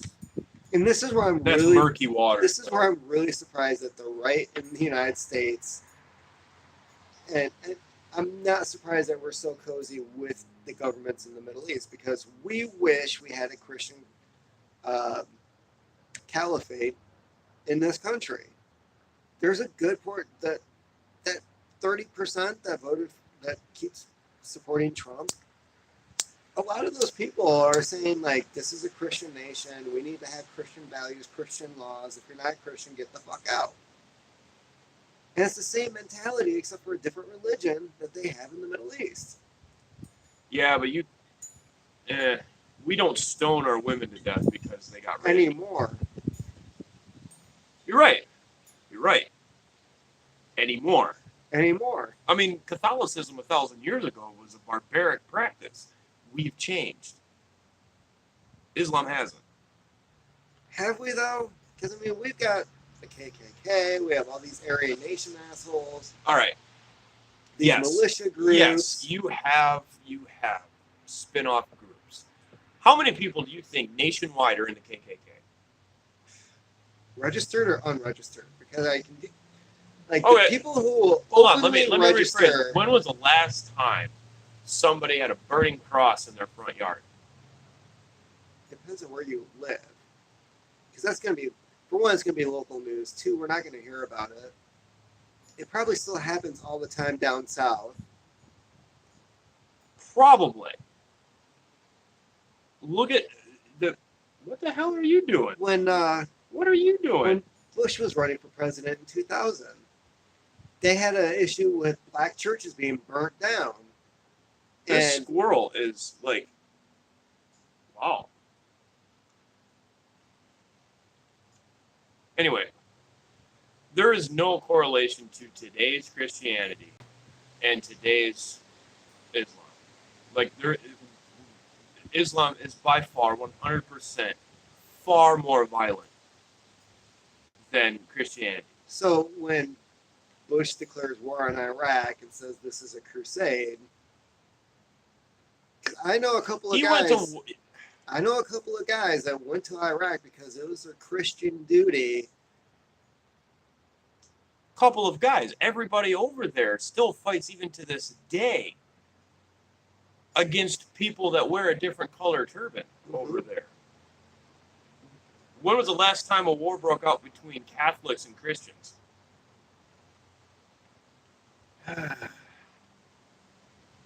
Well, you had the Catholics and the Protestants. When was that? In Ireland. That didn't end. I'm talking here in the United States. Still white people. Don't group identify like that. That's horrible. That's the one thing I think that's killing this fucking country, is because we always like, oh, well, you're a white Christian. You're a white Catholic. No, I'm an American. You're Ireland. You're Irish. I'm American. Let's just say the moment that the Muslims are no longer deemed a threat in this country, those groups are going to look at each other and say who's the real Christians and who's not. It's just a fact. If the Christians in this country I'm not don't saying, have and I'm not saying an that there's enemy not to a. focus on. I'm not sitting here and I'm not saying that there's not going to be tension, but and there, that people aren't going to discriminate, but discrimination and beheadings are two completely different things. When you have 20% of the Muslim population in this country that still think that suicide bombing is good or is justified in any way, shape, or form, that is a violent religion. How many Christians do you think that suicide bombings is a good idea? Well, none, because it's against the religion. Okay, so creating a holy war against the Protestants or the Baptists or But at the same time, and there's a big difference between saying, "Oh my God, I can't believe you're a Baptist," and beheading that particular guy because he's a Baptist. We see it over in the Middle East all the time, where people are burned alive because of their religion. I don't know of the last time somebody was burned alive just because of their religion over here. So you can't tell me that the Judeo-Christian belief system that this country was founded on is just as violent as Muslim. No, it was not founded on that. Bullshit. Yeah. When the pioneers came over here and they were holding on to The people who the started Bible, this country, most of them were part of the Enlightenment movement, which was drifting away from Christianity. Have you read? Which is why we do not declare a national religion. There's no we have church freedom. We have freedom of United States religion of here, but you America. can't tell me that the rules and the laws And we have passed down through the Declaration of Independence and the Constitution are not off of a Judeo-Christian belief system. They're not. They are. Because if That's been proven. No, it hasn't. Yes, it has. Okay. No. Okay. Yes, it has. Yes, it has. Where else? Where else is murder wrong? Rape wrong? Look at the Ten Commandments, Ancient and then Greece. look at the Ten Commandments, and then look at our Constitution. Look at the amendments. Yeah, only 2 of them are laws. There's 2 commandments that are laws. 2 out of the 10. You have 2 that are basically our God is a child, and but you're also we're wrapping back around to freedom as well with that. They understand, like, okay, so adultery is not a crime. Is not a crime, but it's looked down upon in this country. Yeah, and it always has been. Except that we have what, a 50% divorce rate, and the fact that recently that's been askew, but shit, everything has been. The last 300 years. The last time we had that high of a divorce rate was right after World War II. And that was all the guys coming home saying, "Bitch, get in the kitchen." The women were like, "I've been working the last 4 years to bring your ass home." Well, and that was the big feminist movement that happened in the 60s. Yeah. But we changed. Not by much. But okay, so before the feminist movement in the 60s, women had fought 3 for the jobs. Right to vote. No, I'm talking before that. Before that, women were looked at as but baby makers. You're making this argument that the 10 Commandments are like the foundation of our laws. It and is. They're not. It's not. It is not. The ideals of this country that have been passed down from generations for the past 300 years, 278 years. And how hard is it? How hard is it for anybody to sit there and go, maybe this whole killing each other thing is a bad idea? How freaking hard is that? And if you were to talk to Jewish scholars about the 10 Commandments, that law didn't apply to everyone. It was that the Jews were not allowed to kill each other. You look at the following books after that, and God said, "Oh, this tribe, slaughter them, the wives, don't take any prisoners, well, you can also, the children, burn the crops, and you're not allowed to keep the cattle either. Slaughter, wipe them off the face of the earth." Well, you're also talking about 3,000 thou years. shalt not kill. Well, and I'm not sitting here saying that follow the frickin' Bible by any means. It's got 3,000 years. But you're saying edits it's the foundation of our laws. It's the foundation of the United States. No. Yes. No. All right. That's where we disagree. I'll agree to disagree on that one. But you can't tell me that Christianity as a whole, worldwide, hasn't evolved whereas Muslim, the Oh, yeah. Islam has it. It's a living organism like anything else, and what you're seeing in Islam But right you've now had. I mean, they've is been around. They're basically 300 years behind us. They're more than that. Because 300 years ago was like the Spanish Inquisition, and we're like killing witches and doing all that shit. Okay, as far as all right, So yeah, but as religious far as beliefs, people were burned to death by white people. infrastructure wise, they're far better below us. They're about 1,000 years away from us. Middle East. No. Main the main Muslim Look up the hubs, United or Islamic Emerald hubs. Emirates. Yeah, they have gold. No, they have nothing. They are a bank, but technologically superior to us. Yeah, Like- that's Like one exception. We are 10 years behind Look at- Korea and Japan when it comes to technology. You're right. Our Okay, cell so you have ancient. the UAE, right?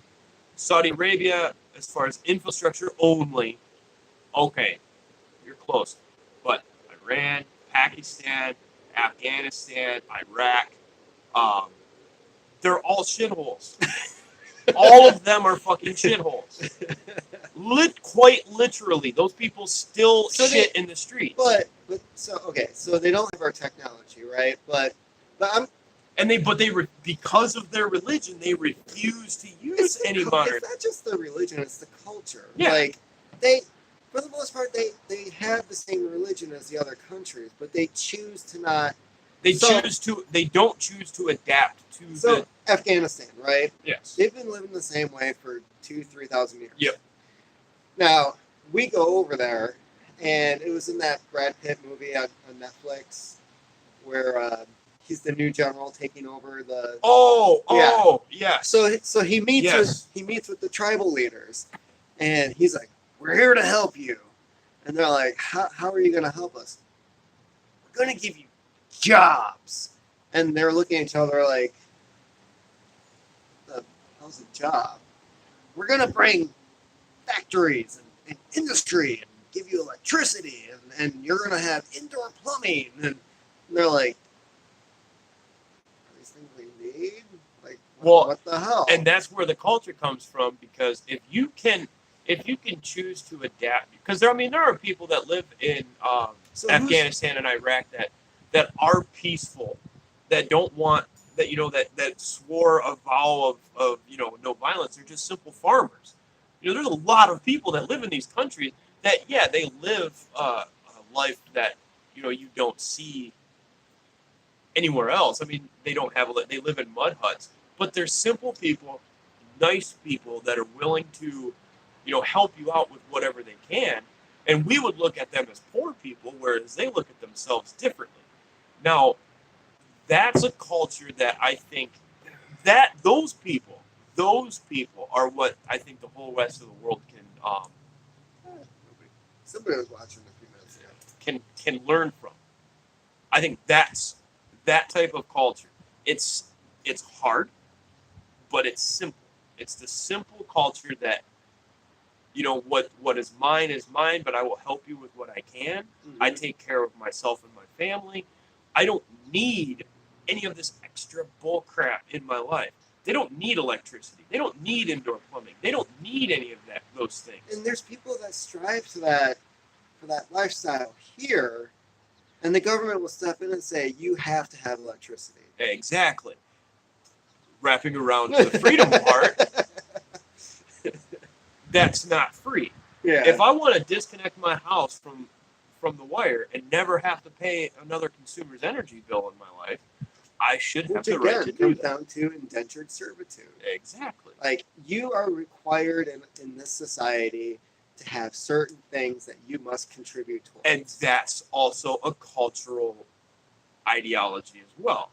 If you move out and you build a cabin, a one-room cabin out in the middle of nowhere with no electricity, and you build an outhouse, Mm-hmm. and you have a farm, and you're 100% self-sufficient, CPS is called, and we lose Zoe. You are looked down upon for being either A, a bad parent, or B, you're poor, or how could anybody possibly want to live like this? That is a cultural thing here.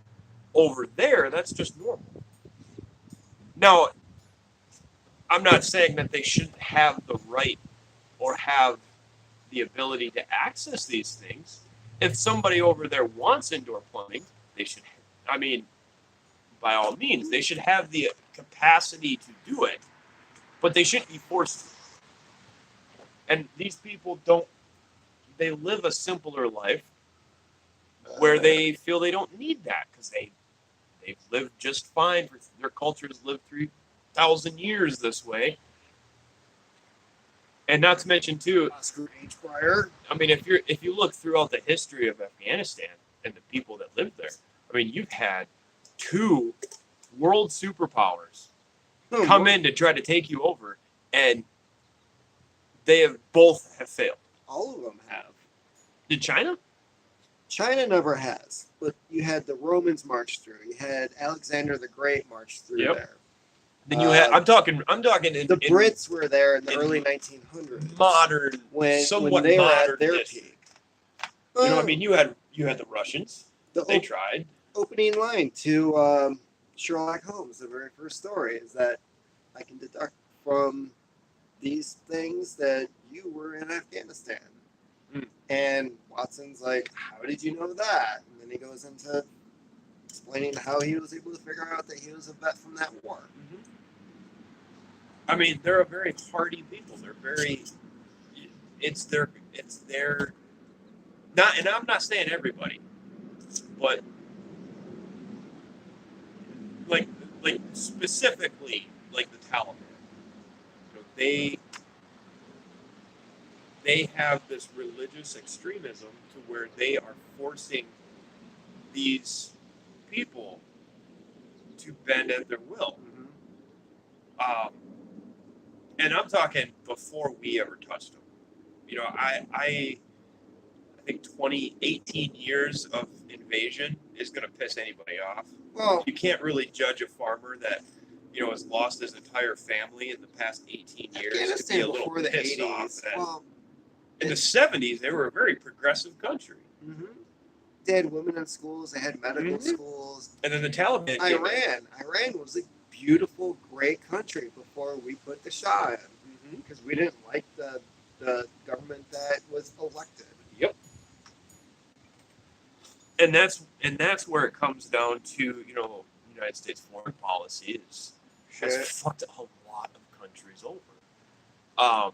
Well, shit. Look at what is the most resource-rich continent on the planet Currently, ever?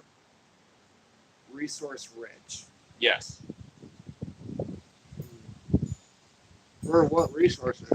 All of them. Africa. No, there's like nothing there. Bullshit. You have oil, you have cobalt, you have gold, you have silver. You have very diamonds. little oil. You have gold and diamonds in South Africa. It's a huge continent. Well, North America. But what I'm saying though is, look at what is it? Not the arm. What the hell? The northern. The horn. The Horn of Africa. How long have they been at war?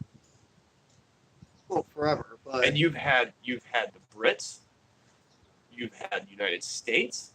Keep them in an impoverished state for also, thousands. the only resources that they have there at the moment is stuff that we brought over, like coffee and chocolate and Cobalt, cotton. which is in every piece of technology in the United States, is Nowadays. only mined out of Africa. And lithium, large sources of it are in Afghanistan. But anytime you have a resource-rich country, or anytime you have a country that has something that you want, there's two ways you can do it. You can buy it from them at a premium price, or you can keep them impoverished and buy it at a next to nothing cost. Well, Keep them at war so you can buy it from them quick, fast, and in a hurry so they can keep the war going. And then let them kill each other. they set up laws, And this is where it's totally wrong. This is where Mahatma Gandhi stepped up in India. Because India was a huge cotton plantation Mm-hmm. for Britain. But one of the laws they set up is you are not allowed to, you can grow it, you can harvest it, you're not allowed to produce it into string or fabric, which is where the money's at. Yep. So, you Which is have- crap, because if I'm going to farm it, I should be able to do whatever I want with it. Mhm. But you're kept poor so that you sell the entire crop to be able to feed your family. Yep. And then you sell it to somebody at a next to nothing cost, so they can turn around, make string out of it, sell it at a premium cost, and make 1,000% profit. That's where the major corporations have stepped into places like Nigeria, Somalia, hell, the Congo. I mean, you have the blood diamond issue that's been going on in the Congo for However, 200 years, when everybody on the planet today, right now, or there's enough diamonds on the planet to give everybody a handful for free. you know that's an artificial market, right? It's completely 100% artificially inflated. Like diamonds have very few Actual uses. Yeah. And I mean, yes, but so even 50 years ago, diamonds were only created for rings and jewelry. In the last 50 years, we've actually made some technological advancements to understand, like, oh, okay, so we can put these on drill bits. We can circuitry, that kind of thing. They haven't really had any industrial use before that. Mhm. Before that, they were simply for jewelry. But yeah, it's completely and 100% artificially inflated. But don't you really honestly think that the poor people that are working 20 hours a day in the mines know that are our slaves? Yeah, I mean, so, there's more slaves today than there was 200 years ago. So, ladies, just so you know, don't buy a ring at the mall because it's a bullshit price. Horrible. 2, if you really like the guy, guess what? Don't expect 3 months' salary to be on your fucking finger, okay? That's called prostitution. But yeah, I mean, Africa has been a shithole thanks to China, thanks to Britain, and thanks to us. We wouldn't really call all of Africa a shithole. Because I think, Egypt is probably pretty cool. I used to work with a guy who was from Sudan. Well, okay, I'm not saying that everybody in Africa is an asshole, and Somalia could probably be wiped off the face of the earth, and I wouldn't care. yeah, but that's the other thing too, is you have a select group of people, that create these child soldiers, that these kids have been fighting for, since they were 8, given a rifle. Their whole family was murdered. They're given a rifle and told to fight for the very people that killed their family. And so they're scared. All they know is war. They have zero education. It's actually, so I went to school with some of the child soldiers. Mm-hmm. So part of our immigration policy is that the war was over. You had all these child soldiers that theoretically couldn't go back home. Because what they would do is they would kidnap these kids in the middle of the night. They would give them a gun, and they'd be told, go back home, kill a member of your family, then come back here. If you don't come back here, we kick in your door and we kill everyone. So the kid has to go home and decide What's his least favorite family member? or like who's the least beneficial to the family. It could be a sibling, it could be maybe mom spanked them too much. I don't know. So that child has to decide who dies in the house. Kills that family member, runs out, But what I'm can saying never though, go home again, Mhm. right? But what I'm saying though is that the kid's fault. Even when that kid has been, 20 years later, he's in his 30s now. Is that still the kid's fault? Because all he knows is war. All he knows is that life. Because we have kept a pretty constant conflict over there in at least one country Yeah, for thousands of years. It's not the kids' fault. it's We not. need to let them. We But- need to here's- let them understand that they have a resource that they can sell, that they can mine and make money off of, and get create an infrastructure, and China's doing that for them now. but it only took how long?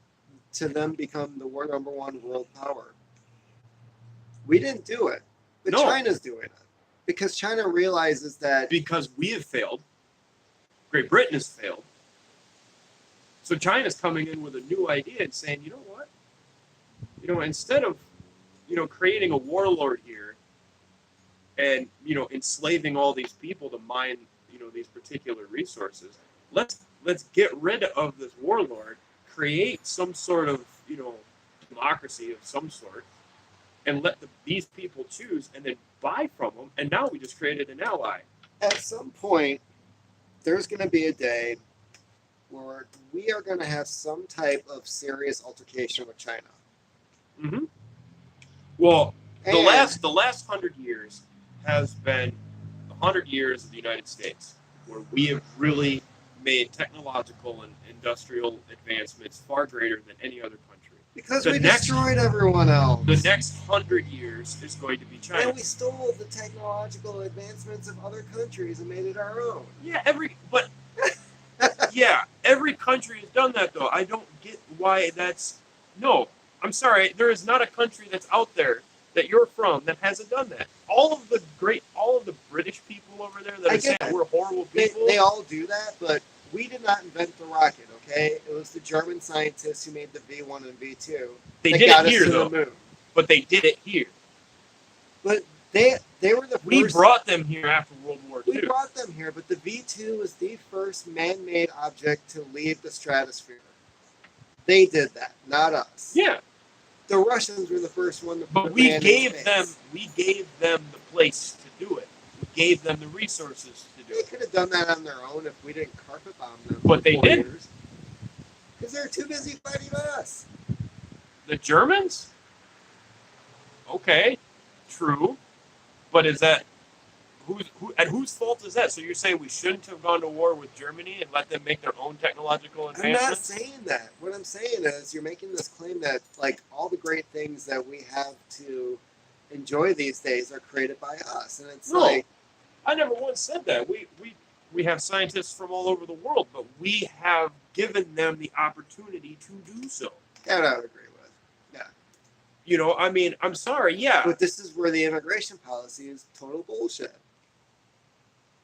Because we have people that are on a waiting list to come here that had degrees that can benefit We have us the- in our economy. We have, I actually just looked this up last night. We have the easiest immigration policies in the world.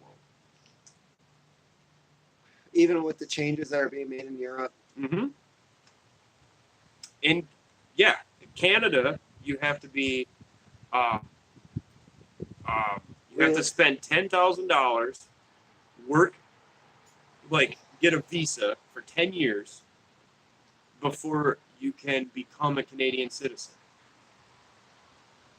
Now, I'm not sitting here and I'm not saying that we don't need to relook over our immigration policies, and I'm not sitting here saying that our immigration policies are perfect by any stretch. There's a lot of holes, good and bad.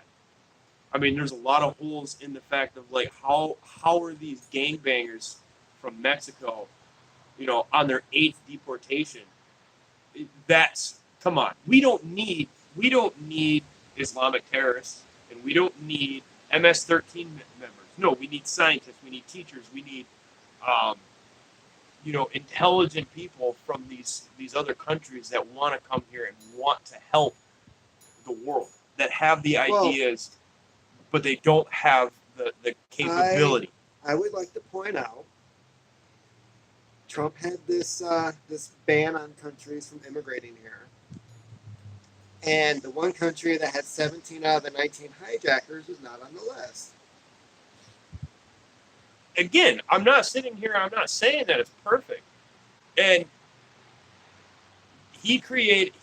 But they're not even trying.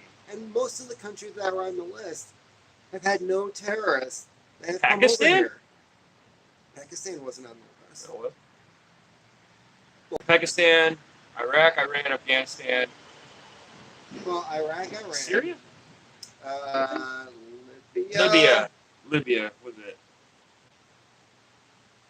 Yeah, I mean, yeah, and I'm pretty sure, and I'm not. I And don't you want had to. I don't want to speak on his behalf completely, but I mean, he was probably handed a list by one of his advisors Steve Bannon.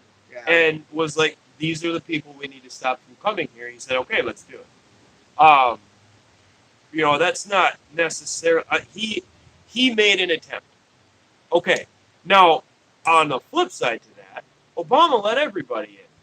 No, he didn't. He deported more people than Bush did.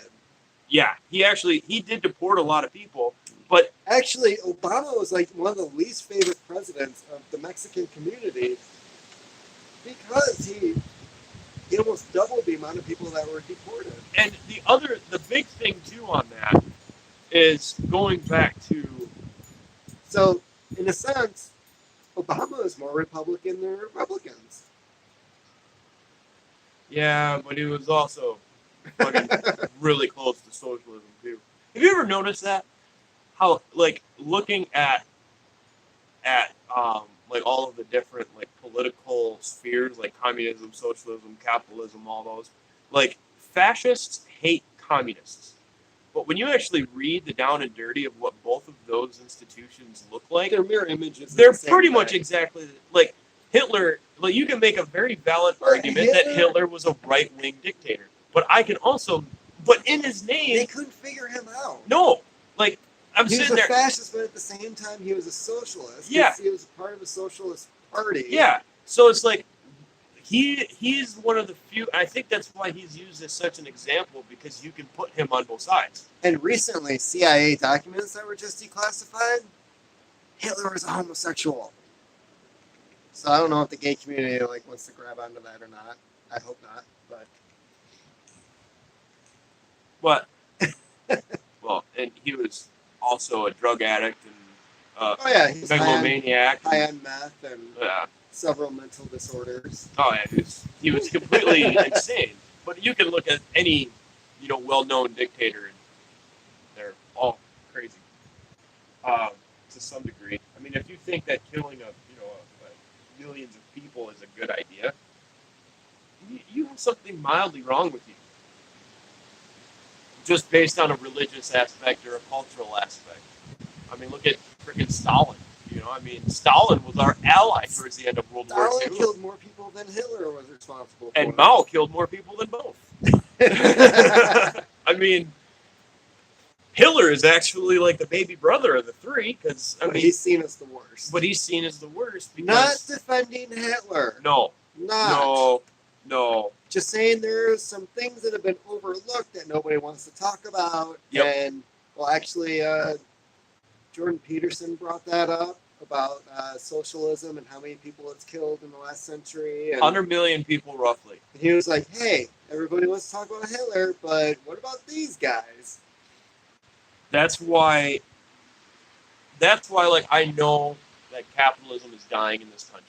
And the reason it's dying is because the people with power, the rich, the elites, the people that have far more money than they know what to do with, are holding on to it. It's not redistributing the way that capitalism should. All of this money started at the very beginning. And then you had a couple of people that made a couple right decisions and got a shitload of it. And now, after everything is, starting to settle down, industry is starting to calm down. We don't have the big economic boom like we were having in the 50s and the 60s. Things are starting to settle down. So now that money has become stagnant. And that's the problem with capitalism. But what do we just throw the pieces off the board and put socialism down? No, because that's not going to fix anything. Unfortunately, so here's what I'm seeing is going to happen in the near future. At some point, Trump is going to come out of power. By that time, and we've seen this happen with Democrats, they're becoming the socialist party. Mm-hmm. They are. A They lot pretty of- much already are. A lot of the people who are coming into power in that party have a socialist platform. And Yep. these are the younger people that are coming in. So Which is I terrifying. think, and this is just a theory, what I think is what's going to happen. Trump, one way or another, is going to come out of power. And because of Trump and his attitude and the thing, if Trump was to actually like put some effort into his job and do some good things, we might have a chance to divert what's going to happen. But what will eventually happen is the Democrats are going to have a name. They're going to have a person, and it's going to be somebody of that new platform. The Bernie Sanders platform, but on crack. Yep. And that person's going to come in. And he's going to be young, energetic, and he's going to be another Obama, which can talk really well. That's the one thing that I can say about the Democrats is they can sell. They're a great salesman. Here's the difference. It's going to be Obama, but with a huge, hairy nutsack Mm-hmm. that is going to step in and tell the Republicans to go fuck themselves. Hey, pumpkin. Yeah. And all hell is going to break loose. Yep. And that's where the American Revolution will turn to violence. You think Trump's 30% is pissed off now? No. They're like comfortable and they're thinking like things are going to be getting great at some point. It's going to be like the black community with Obama where like, yeah, they're handing a free cell phone that white people are pissed about, but at the same time they got nothing out of it. The one thing, okay, so people were pissed off with Obama because he was a horrible president. So we voted in an asshole. We voted in the opposite extreme. We got Trump. Well, we had assholes on both ends, but Well, every one of them is, but I'm saying like he was blatant. He didn't try to hide it. He wasn't part of the political sphere. We voted him in, and he's pissing everybody off. So now, either he's going to be removed from power, or eventually he's going to be forced to step down after 4 years or 8 years or whatever. And we're going to get somebody from the other side, the other extreme. And that's where the socialist is going to come in. And one of two things is going to happen with that. Either he's going to just change everything and we will become a full-blown socialist state, or he's going to start working on that, piss a bunch of people off, and then we're going to go to the opposite extreme and get a fucking fascist. You know, and this is where part of me is like, well, don't we kind of have one now? Not yet, because luckily we have laws in place that make it to where he's not how is he a fascist? He hates the fucking media.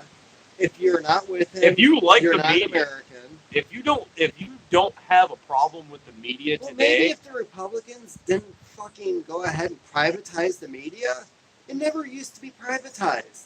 That was changed in the 80s with Reagan. But that's not Trump's fault. It made it. It's not Trump's fault, but it is the Republican Party's fault. Oh, we need to privatize this. We can make all kinds of money. So now you have a news media that is dependent upon advertising. And completely biased. They're biased because of advertising on both sides. Oh, I'm not disagreeing Fox News with you. that is completely dependent upon the Republican Party. Yep. So you're going to have all these oil companies that are advertising, and we're not causing global warming, we're saving the planet, blah, blah, blah. And then you have CNN. Well, and that's why you have so many of these third-party news organizations that are starting, like YouTube. I mean, nobody trusts Fox, nobody trusts CNN anymore to get accurate information. So you're going to these third-party news sources that aren't mainstream. And Joe Rogan talks about it all the time. The last election, he's like, I had no idea what the fuck was going on. He had 2 channels that were programmed into his TV, and he's like, one situation, News, 2 completely different station ideas. Yeah, he's like, Fox News, click, Benghazi, Hillary's evil, Hillary's killed like 120 people that we know of by her own hand, Yep. blah, blah, blah. You go to CNN, Trump is this, Trump is that, Trump is the and worst Hillary's person. an angel. Yeah, Yep. and And he's it's like, "What am I watching?" yes, and it's off of the same situation. So that's where you have to like, and I completely agree with you.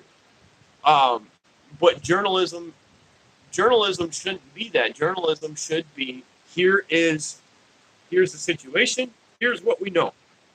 Like that's it. Like I have no qualms or I'm not voting one party or the other, and that's where I have a problem with a two-party system. Yeah. If you have a classical Republican and a classical Democrat that sit down and can actually hash out a conversation, great. But right now, you have the Democrats that are just bashing on Trump, and then you have the Republicans that are just bashing on the Democrats, and it's like, how are you ever going to get anything done when all you're doing is trying to see who can outwit the other person? Well, and you have. Here's the weird thing, and this is where I think Trump comes across as a complete fucking moron. Is that he keeps talking about how the Democrats are trying to stop me at every way they possibly can. That's why we're not getting anything done. You have the Senate, you have the House. You're completely in power. Like you have the majority of everyone. You're still not doing anything at all. You're accomplishing nothing. I wouldn't necessarily disagree with that. Or, yeah, I wouldn't disagree with that. Man, you fix that with some cord, and then He whined, he bitched, he complained. The Democrats were trying to stop Kavanaugh. They didn't have the votes to stop Kavanaugh at all. no, they had the people. The people don't vote on Kavanaugh. No, but you have the popularity vote, though. And Kavanaugh still got in, and you still had Trump whining about, they're trying to stop me in all avenues. Well, it's like, yeah. they don't have any power. You are completely in power, and you couldn't even. And here's the other thing: Mitch McConnell, so he's planning on the Democrats taking over.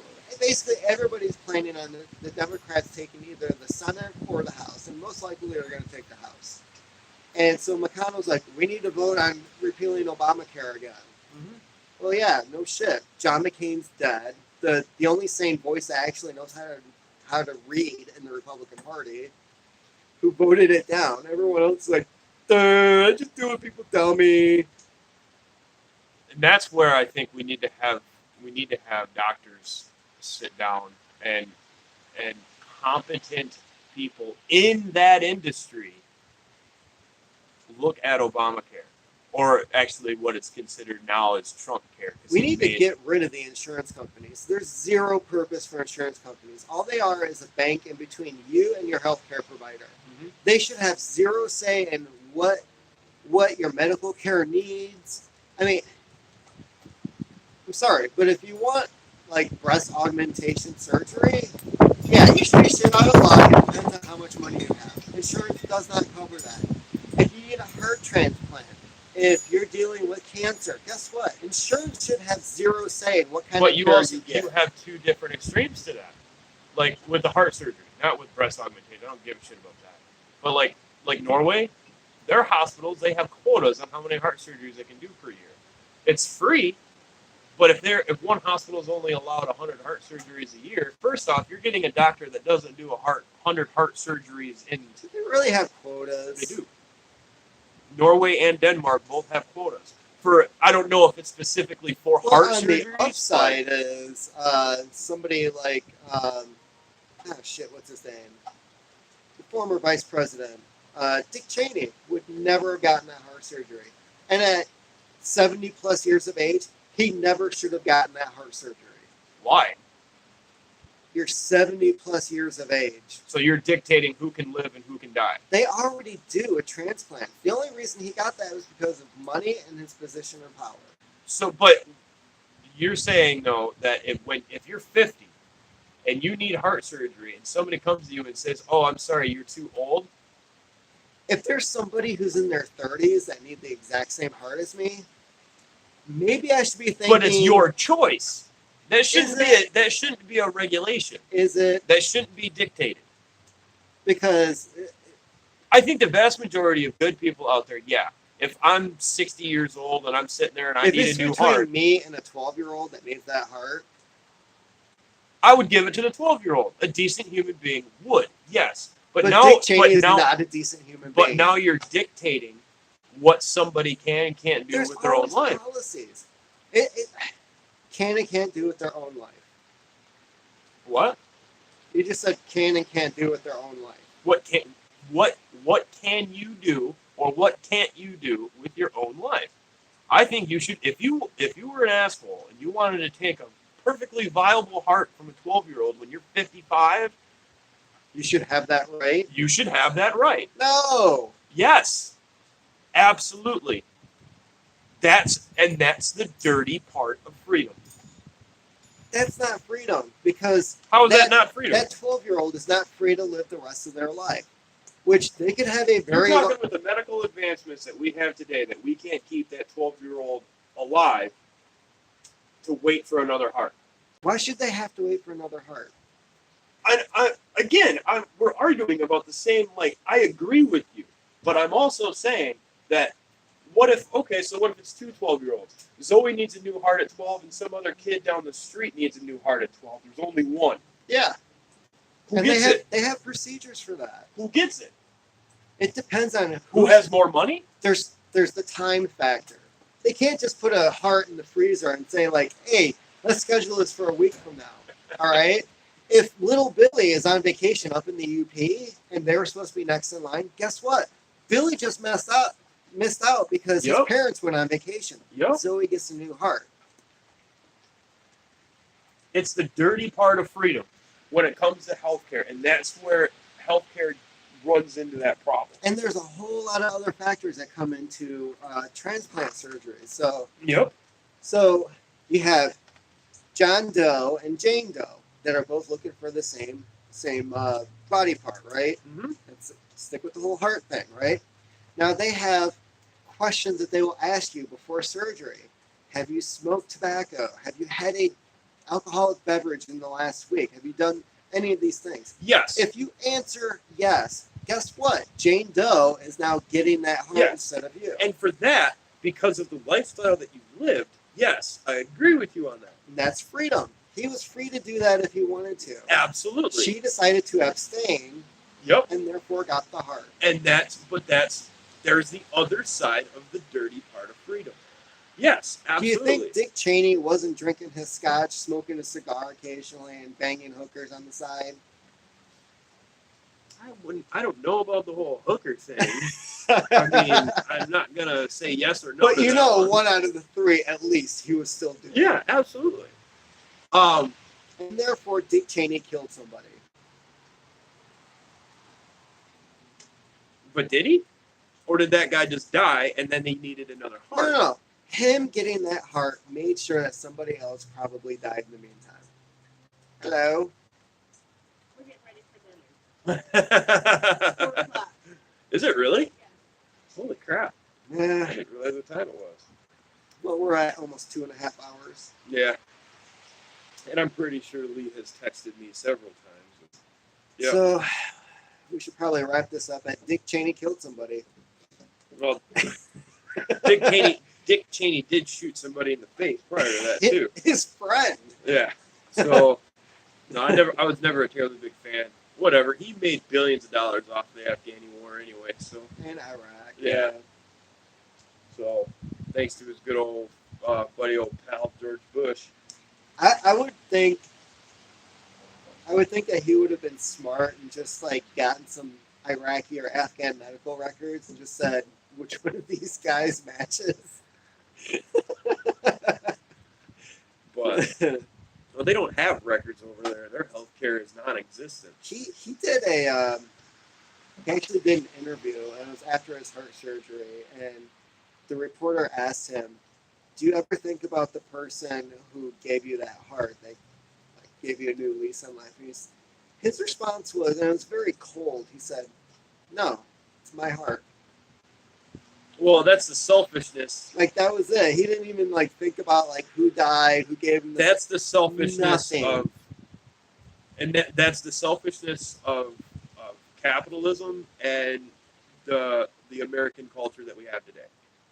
Yes, because I think in every decent human being, if I was 50 and somebody came up to me and said, "Hey, we have a heart for you, but this I would 12-year-old probably- could also use it." I'd probably like want to meet the family, like Yeah, thank them absolutely. in some way, like something. And he's just like, "Fuck that! No, I paid for this shit." But then again, too, I mean, the statistic is out there that what is it, like 90% of all CEOs and politicians are sociopaths. So to some extent, I'm not surprised. which I'm not surprised either.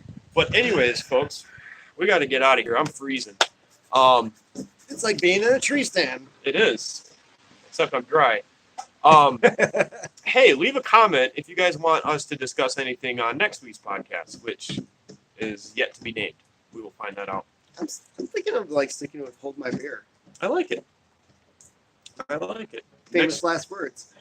Always for every redneck. So I'm yeah, still feeling good after that MRE. leave a comment. Let us know what you guys think, and if you guys have anything else that you want us to discuss or anything, and we will do Argue and do some fist research fight and argue and do the best that we can to give us accurate information as if you want possible. us to shoot bottle rockets out of our asses, then I'm not going to that. I'm not doing I'll say "Hold my beer" and that. lose some ass hair in the meantime. There you go. Anyways, folks, I hope you all have a great weekend. Yeah. Well, day. And remember, hold my beer. Always.